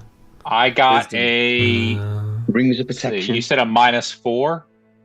But you get the bonus for wisdom. Right. So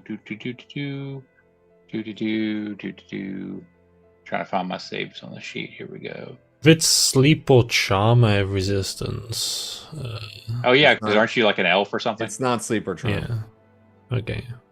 So I got it 12. I got it on the nose. I usually have an 8. I rolled a 12 and I have a -4. So 12. Yeah. Okay. Oh yeah, David- does the cloak, does like magic, I got like the cloak of protection +2 Yeah. and the ring of protection. Is that +3?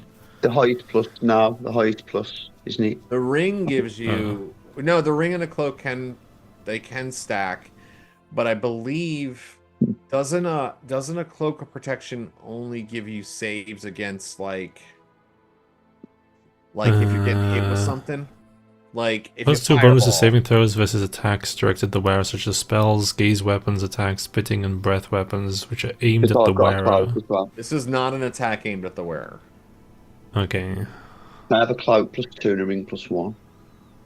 so it's just Oh, the right, ring The plus ring 1. though, the ring gives you it +1. Yeah, that wouldn't be enough though. Oh, you know what? I also didn't factor in my luck stone or my ring of protection. So yeah, I definitely made it. Okay.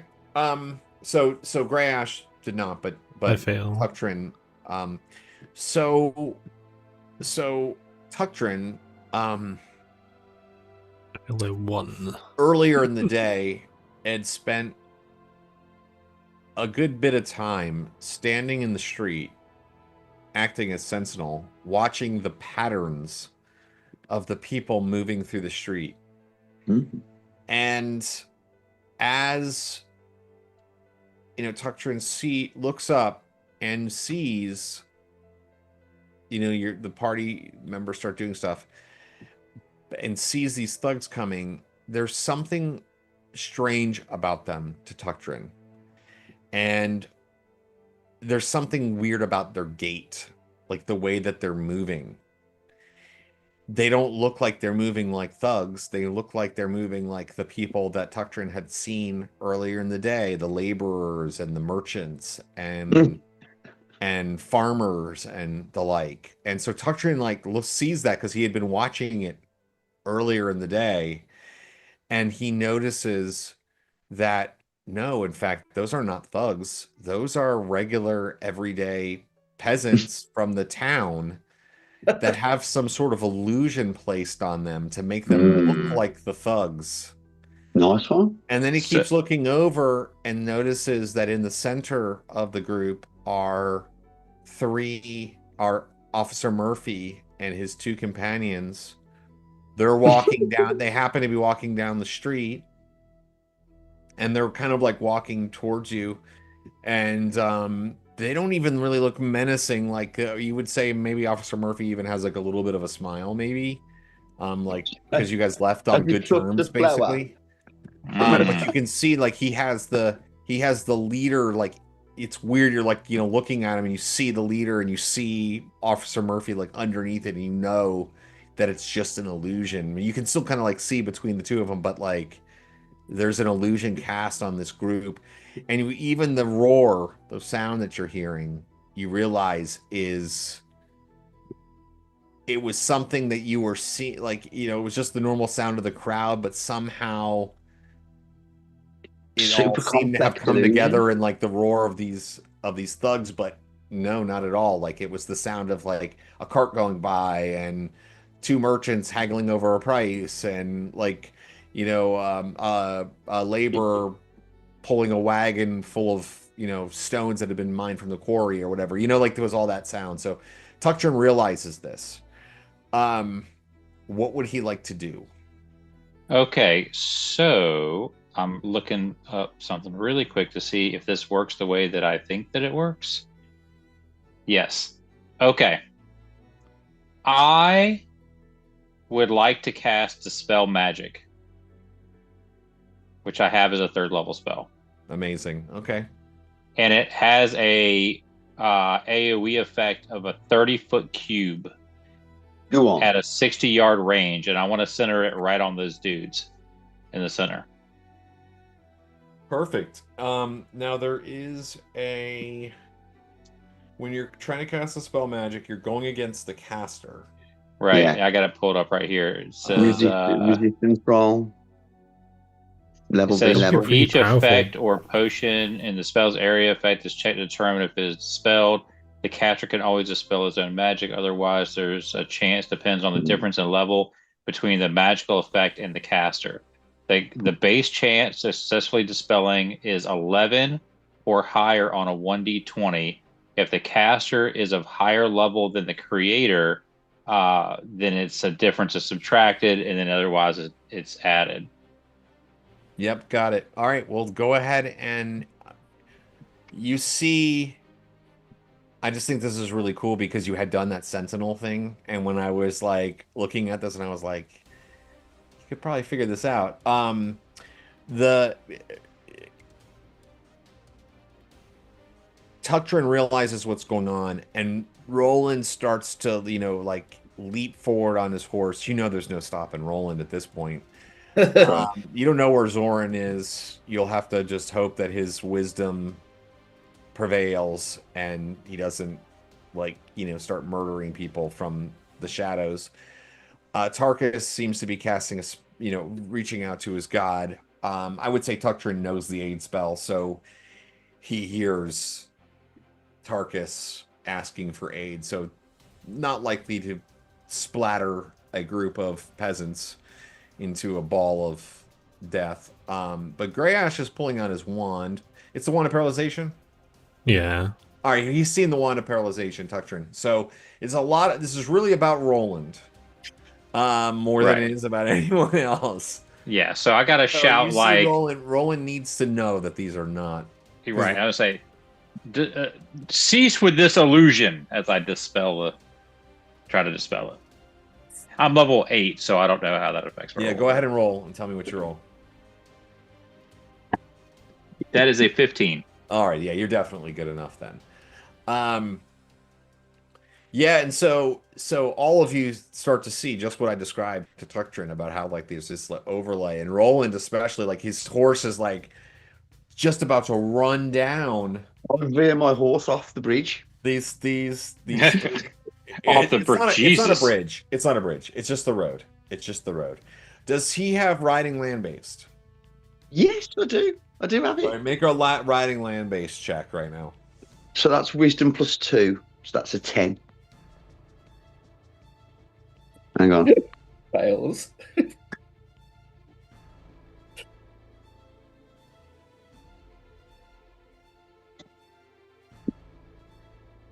A 5. That's a. You have to roll low for skills. Yeah, good job. Yay. Yeah. So Roland pulls up the horse the last minute, which does a stone-like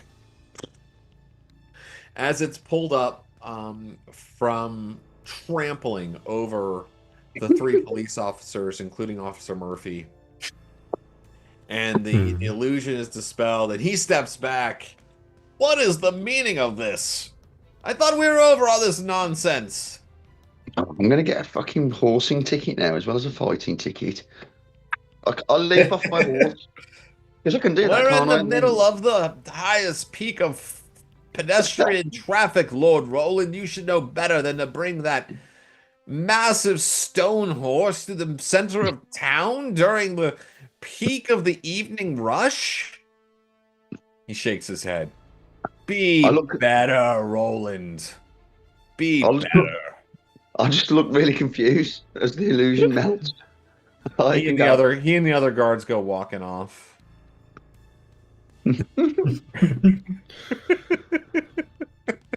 It's so silly. People are kind of like looking at you guys. See an old woman with like a basket of like vegetables. She's like in a shawl on, and she just looks up at Roland and just goes, I wish I had something to see. It's a shame. It's a shame Tarkas wasn't paying attention to them, because he's also that's like somebody driving a car into a market and skidding it just before it hits a crowd of people. And wait, Tarkas is resistant to illusions? Yes. Only level 1. Only level 1 illusion. Oh, yeah, that's a good point. I forgot about that. Tarkas gets a complex illusion. That's a complex illusion. Tarkas gets a +1 to saving throws versus illusions. Okay, wow. Yeah, so I'm not immune. So Tukdren got to notice the illusion without anything because Dom had described last session his character tuning on Sentinel and watching just pays attention and all that stuff. So I thought, well, if these guys don't look like they should look, there's like a feature, but -4 penalty too, because that would be pretty difficult to notice, just that they're not moving right. Fitted in, really are they? Jigsawed nicely. And then David said specifically that Grey Ash looked for the police. He looked for the guards, and I was like, okay, well, he's literally looking for the guards, and the guards are right in front of you, but they're an illusion. So I was like, okay, well, they would get a chance. I'm not arguing that I didn't get a. No. But if you're immune, you and Tukdren are both immune to level 1 illusions, right?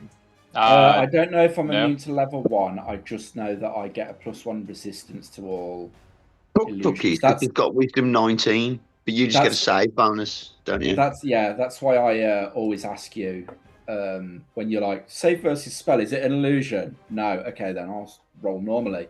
But Dom, do you get resistant to some? So at a 19, I'm immune to cause fear, charm person, command friends, and hypnotism. Nice. Wow, that's pretty cool. Just straight up immune to those. I've never had a character that powerful that like.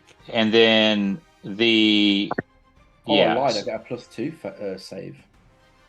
Nice. Forcing while intoxicated. I just saw that on my screen.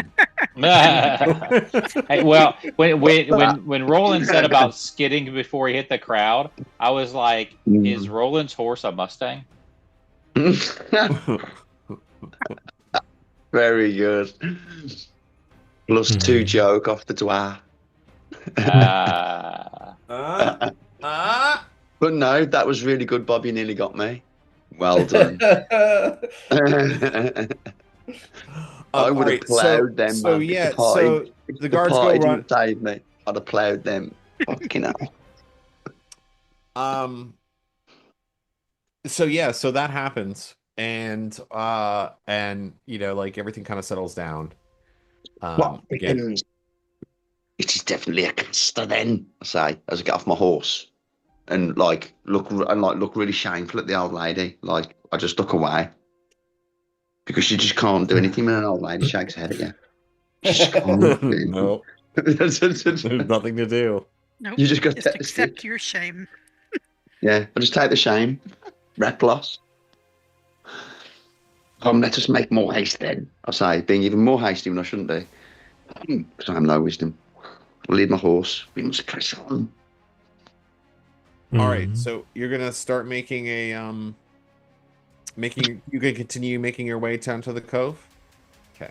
Yeah. That's definitely. We're gonna try to not call it. We have other trouble to get into. Besides these guys right now, we have other trouble. I mean, that might be the opportunity. I'll take a second to inform him that we're going to meet this elusive person that's supposed to be giving us information, and you know that all signs point to he's got no positive intent, so shit might go down. Totally wicked, nasty caster. After my fucking arsehole. He can do one. Once we get hold of him, he's definitely after me. And he's definitely a serious. If he can do illusions, invisibility, and things like that, it could be anything. Yeah. Yep. And he's also managed to get rid of the magic on the other guy. So he must have a little military force of some kind that he's manipulating as well. He's just a massive manipulator, isn't he? He's trying to stir her. We call them splitters. Maybe that's what the prof thing meant by they mean us. They want us to hurt the innocents around here for some reason. They keep doing it. They're manipulating these people. Yeah, they wish. Clever. Go ahead. We need to find. Sorry, go on. The divination detailed that they wish only harm, and it doesn't even say harm to us. It just means it just says harm in general. I would assume. So yeah, they want to get rid of fucking hell. If they get rid of me, then I won't be here to defend the area, and then they'll just move the area. Let's get out of the town for now. I'd like to share this information with Murphy because having the law on our side is often a benefit, especially if you, Roland, wish to dig your heels in and be the savior lord of this area. Having the law on your side would go well for you. Yeah, that's the thing. And I also want to help, I say. Like, as we talk, walking along, I say there's a lot of unemployed people. I could do with just digging some ramparts and hiring labourers and forming a list. I could do with helping the town out, genuinely. I don't mind, but the coffers are low. We must go and plunder something soon. There must be some kind of wicked dungeon, I say. The grimacing face. I long sometimes for the. Remember when we used to come home to Hamlet with the treasure? I laugh for a moment. Yes, I need to replenish my coffers to do any good for this town, unless I start tax, which they're unlikely to pay. So I do not tax nobody nor give nothing. Man, I'm a hardcore capitalist frontiersman. Shit, sorry.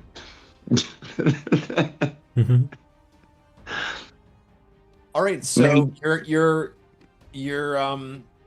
learning more and more about the personal philosophy of Lord Roland Ravensblood as you move down towards this cove area.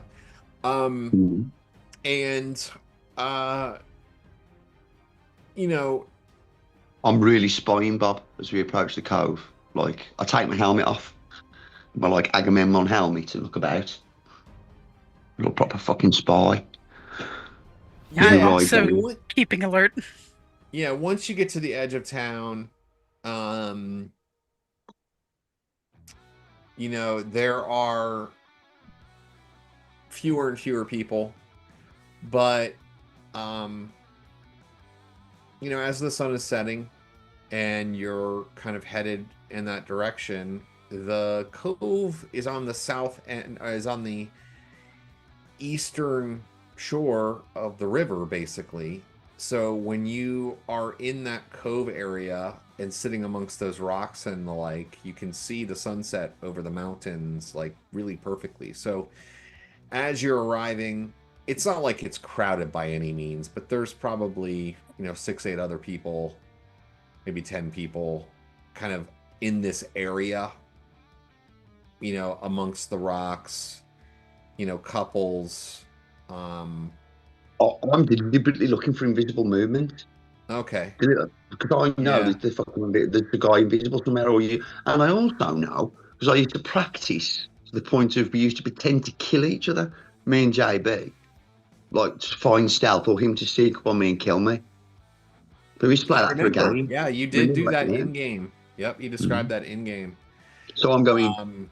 Roland is a paranoid motherfucker, and he has been, and he's been getting assassination attempts recently, which has only increased his paranoia.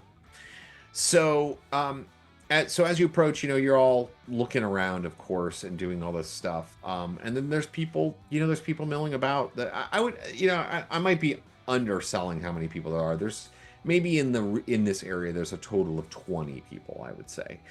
But they're spread around, it's like if you've ever gone to like a riverside park with some trails, you might run past some people, but it's not like it's, you're crammed everybody together. So there's like, some people may be having like a picnic or, some other, like a young couple watching the sunset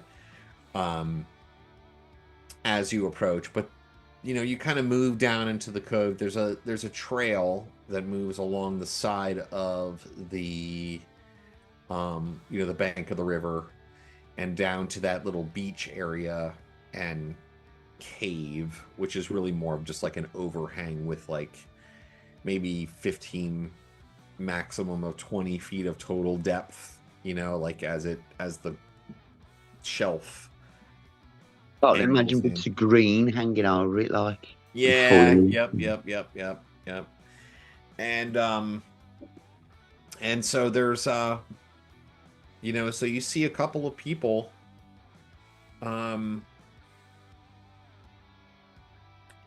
like kind of at the beach, which is really just like sand and some sand. Well, I should say dirt, like silt and small rocks.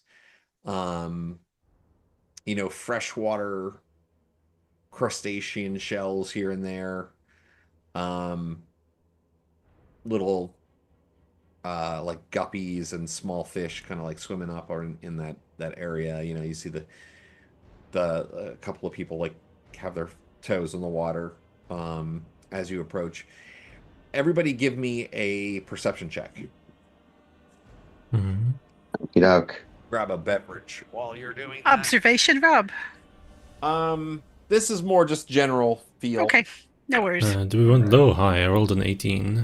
What low, I believe. Yeah, we want low. I rolled a 19, so I'm screwed. Yeah.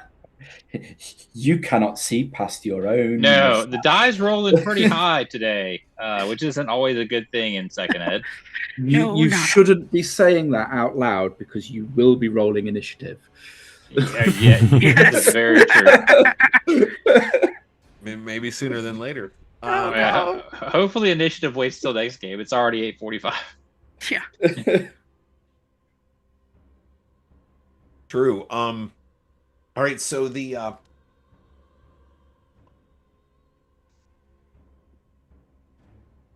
been playing the action music this whole time. I can't even hear it. I don't know if you guys can. I can just about hear it. So you're going to turn it off action music for the 5 minutes that we're here before getting to a fight. Yeah, basically. There's no fight. What do you mean? Yeah, you figured it out, Luke. So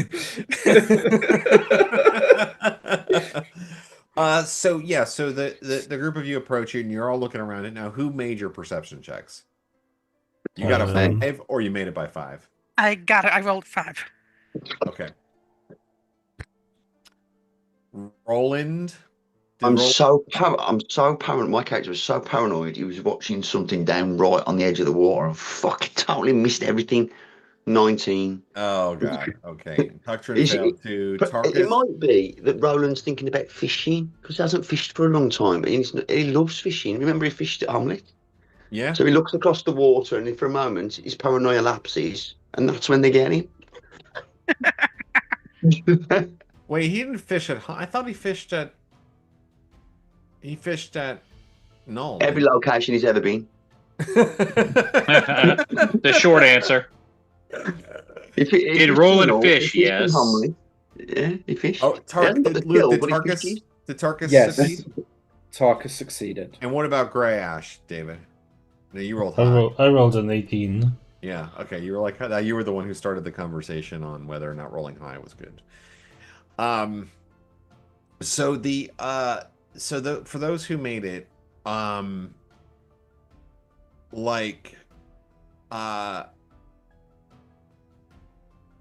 you how would I describe this? Okay, so like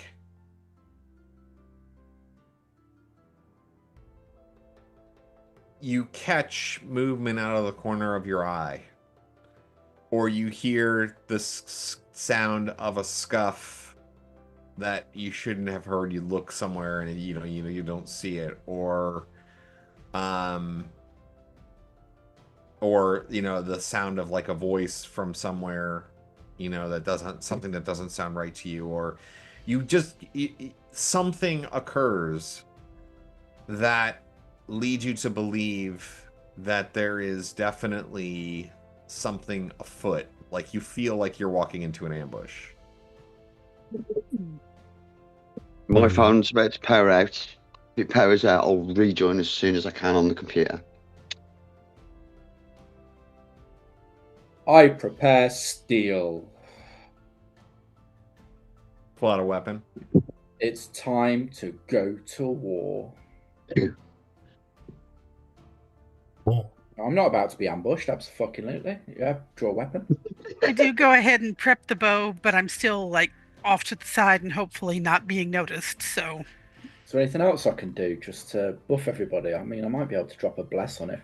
So you're like you pull out your sword and you're like start saying that, and Zoryn pulls out the weapon too, and like there's these like two people that are like they've got their toes in the water. Their like sandals are like up on the beach, and they got their toes in the water, and they're just like enjoying the enjoying being out there. They're like a young maybe couple about the same age or whatever, but they're like locals. Friday night, and like you pull out weapons, and they're just like you can see that like you hear like a and the young man says, "Don't worry, Lila. Let's just get out of here." And Okay. yes, they start like gathering up their things to like go running off as you're Reasonable. walking around with swords. I have no issues with this.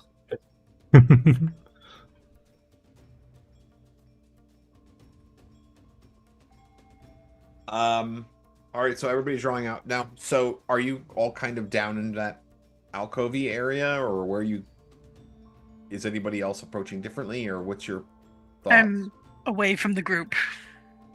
Still away from the group. Okay. Yep. And hopefully hidden.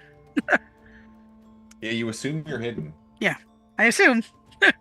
I mean, the shadows are long right now. It's Yeah. a great time to do that. There is sound from the water that's splashing up on the rocks too, so that's great to hide your sound. Don't you have like a cloak of elvenkind or something anyway?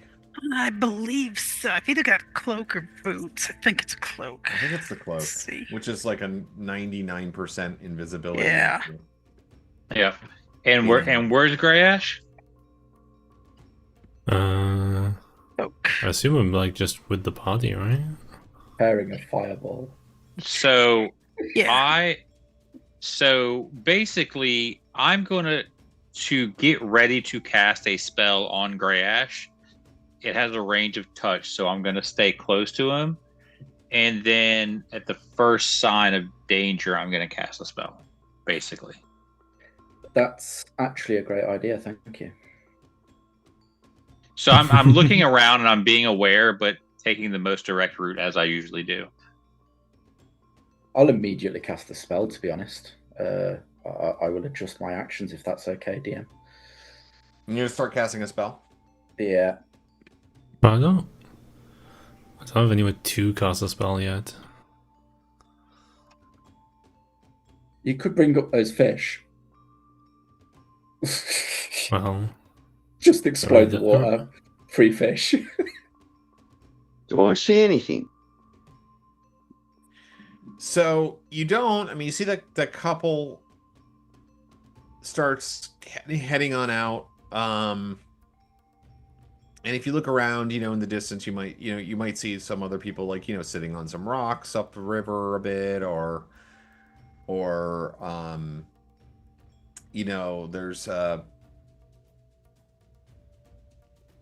some hilly areas kind of nearby where people sit up on top of the hill and watch the sunset. You can kind of see that kind of thing, but you don't really see anything until but you do hear something.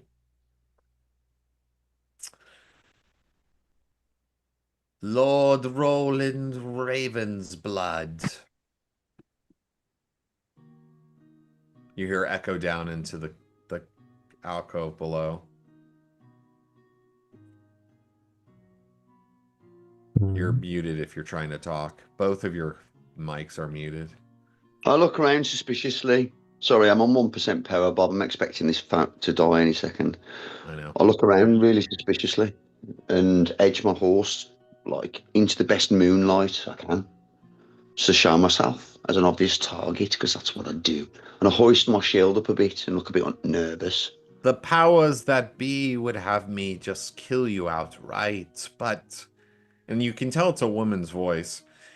But you intrigue me so. You and your companions. Why, oh why have you become entangled in something so big when you seem so small? You call me small, yet I and my companions brought low very the temple of elemental evil. Embroiled? What? For the adventure? You cost me quite a bit with that little stunt of yours. I'm stalling, man. I'm hoping the fucking casters are doing something. Yeah, so... you just hear this. It's echoing down. So like she's obviously somewhere, nearby, hidden right up there. But it's echoey, so it's hard to pinpoint her exactly. You obviously are a powerful woman. Show yourself so I may give proper respect. Go ahead, Amanda. We've already had one illusion. I'm going to look around to try to pierce. I'm thinking maybe there's another illusion or an invisibility that maybe she's actually like immediately on site and we just can't see her. So I'm going to disbelieve. Okay, yeah, that's great. Go ahead and make a. I guess I should make it because you shouldn't know whether or not you did succeed. Fair enough. So, what's your saving throw versus spells with mind affecting? With mind affecting is 11. So yeah, so like Zoryn looks around and notices that the alcove and the cove, like the cove wall, is not exactly what it appears. Like, it actually goes in deeper than it looks. And you can see that there are several men-at-arms, like warriors, armored weapons, like axe. You see like one with an axe, another, like you see several bowmen. And then like up in the rocks, like up and all around, are quite a few spiders. Oh, joy. Okay, well, You can see all this through the illusion. Well done, Amanda Kings. I love high level stuff. It's so much fun. Damn. I'm just deliberately falling for everything and not checking. I'm actually gonna throw down. No, I'm not gonna do that. That'll screw up Roland because I know that he's gonna charge in. So I'm gonna get. I'm gonna kind of blow my element of surprise and just yell, a band at the back of the grotto and spiders above. Okay. But I don't see anything over there. Illusion. No, I'm asking Rob. Like, Yeah, if I look, anybody that you've heard that, you can make a saving throw versus spells, and if you succeed, then you are able to disbelieve the illusion, because now you have a reason to disbelieve it. Rolled an 18, so I think that's natural good. 20. Ooh, nice work. I only needed a 6. Well, there you go. So you're off to a good start. You're gonna just waste it now. I know. I told you the die is rolling high for some reason tonight. Jesus, you hear actually. Fail. You saw through my pet's illusions. Congratulations. So you see how much peril you are in. But yet, again, you intrigue me so much. Roland, choose one of them, and the two of you shall join me. We will work together. I will reveal to you all the secrets you seek. We will kill the rest, and the three of us will form a band of our own. Okay, so I lift off my helmet as it's off, and I say, yes. Obviously, I'm not going to go, yes. I choose Grey. And I point with my sword at Grey Ash.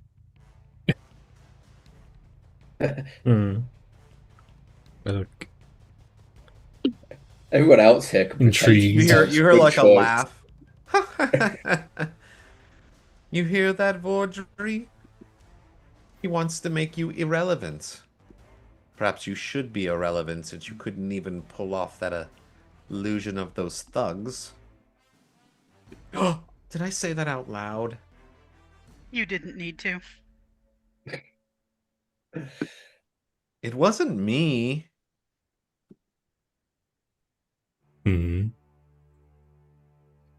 Who is your... Who do you serve, Amanda, make a hear queen? noise. Make a hear noise, Amanda. Hear noise. Who is it that calls your actions, great powerful wizardess? Oh, no. Bio.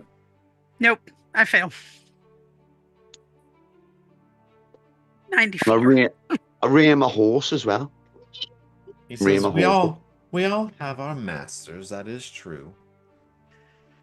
But I have my own goals and ambitions. And I do believe if I could have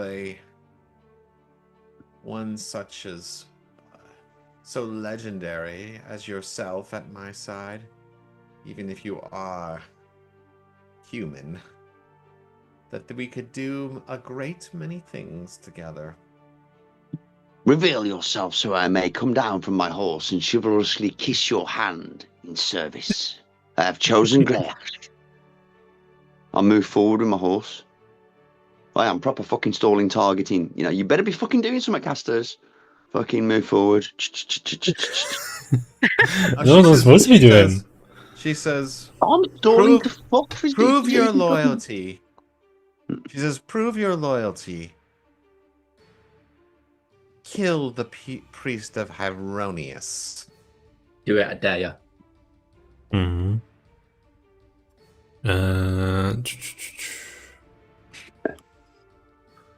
I'll draw my I guess sword. it's time to start killing them instead.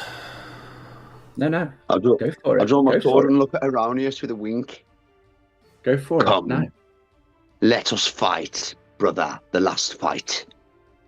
A wink again. A fucking wink at you, like. He's like,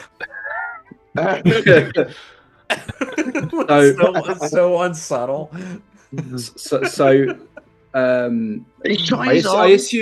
I assume during all this conversation, my spell did fire. What did you do, Aid? No, I did Sanctuary. Oh yeah, sure. Yeah. So that's exactly what I was gonna do on Grey Ash. So if anybody wants to strike me, they'll just have to save or lose track. Yeah, it's so good. Hey Rob, since I thought through the illusion, can I pick out her, whichever one's actually speaking? Wherever she's, you could, yes, but she's not there. The speaker is not in that group. Okay.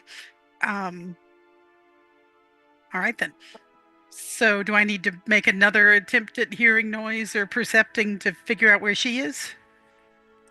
You don't need to make another perception, but you would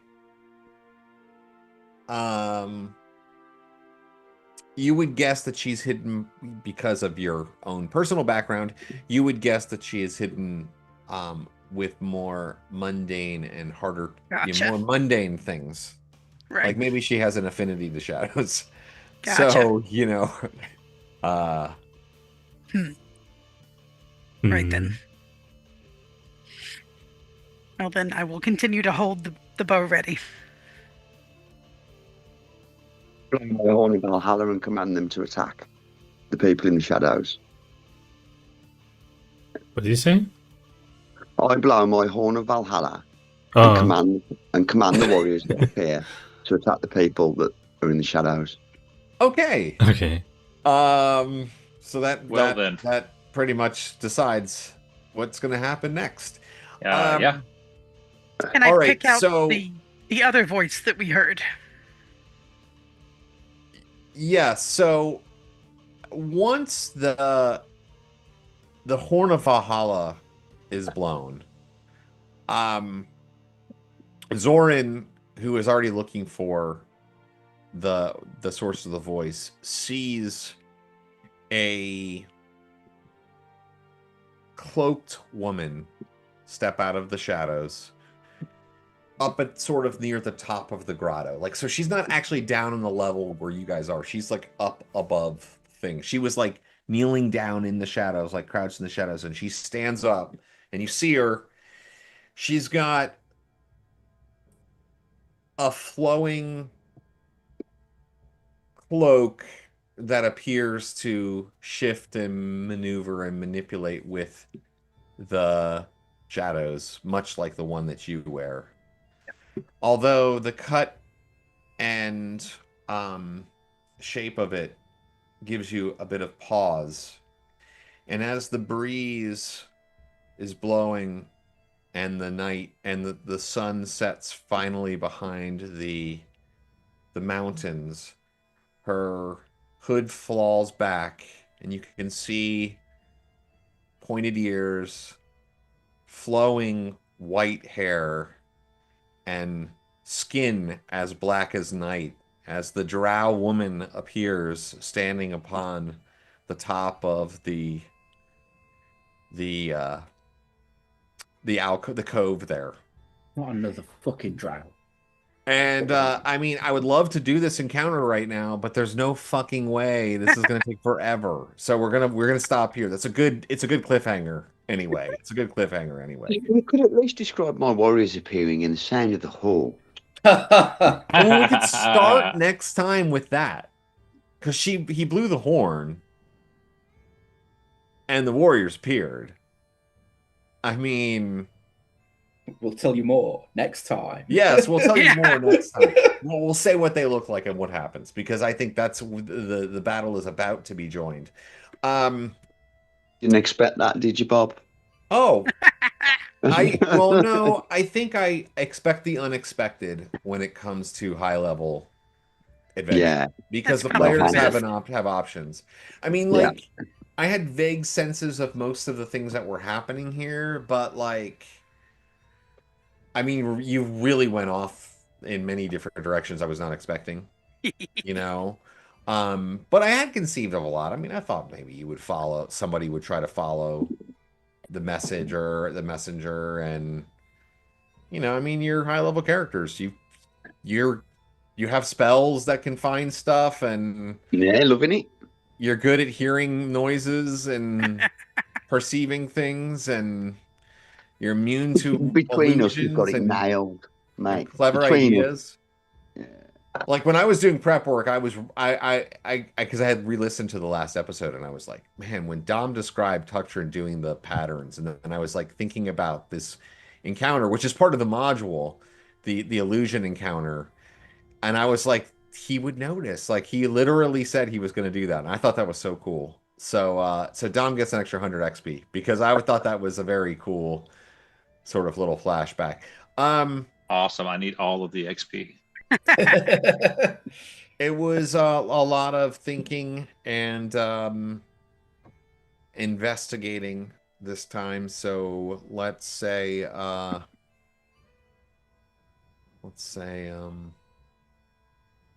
just do 1,000 across the board. Do 1,000 across the board. And of course, everybody should have taken your spell and proficiency XPs and special ability XPs and stuff like that. So, are we good to play next week? Everybody good? Yes. Yeah. Golden, yeah. Yeah, next week's good because it's next week's the 12th, right? Is that 7/5? No, that's not right, is it?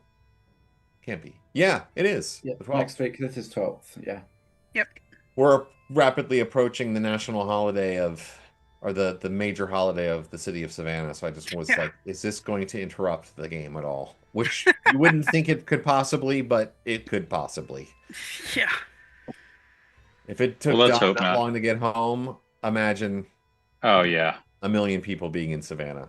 Yeah, it's gonna be a disaster. At least it's on a Tuesday this year, though, because I think that people aren't going to know when to show up. Book that day off. It's like when it's on a Saturday. I mean, fucking forget it. Like, well, I really enjoyed that game, Bob. I really did, mate. Yeah, that was fun, man. You guys. You guys are the best. It's really, you guys are great role players, and the characters feel so vivid. It's a lot of fun.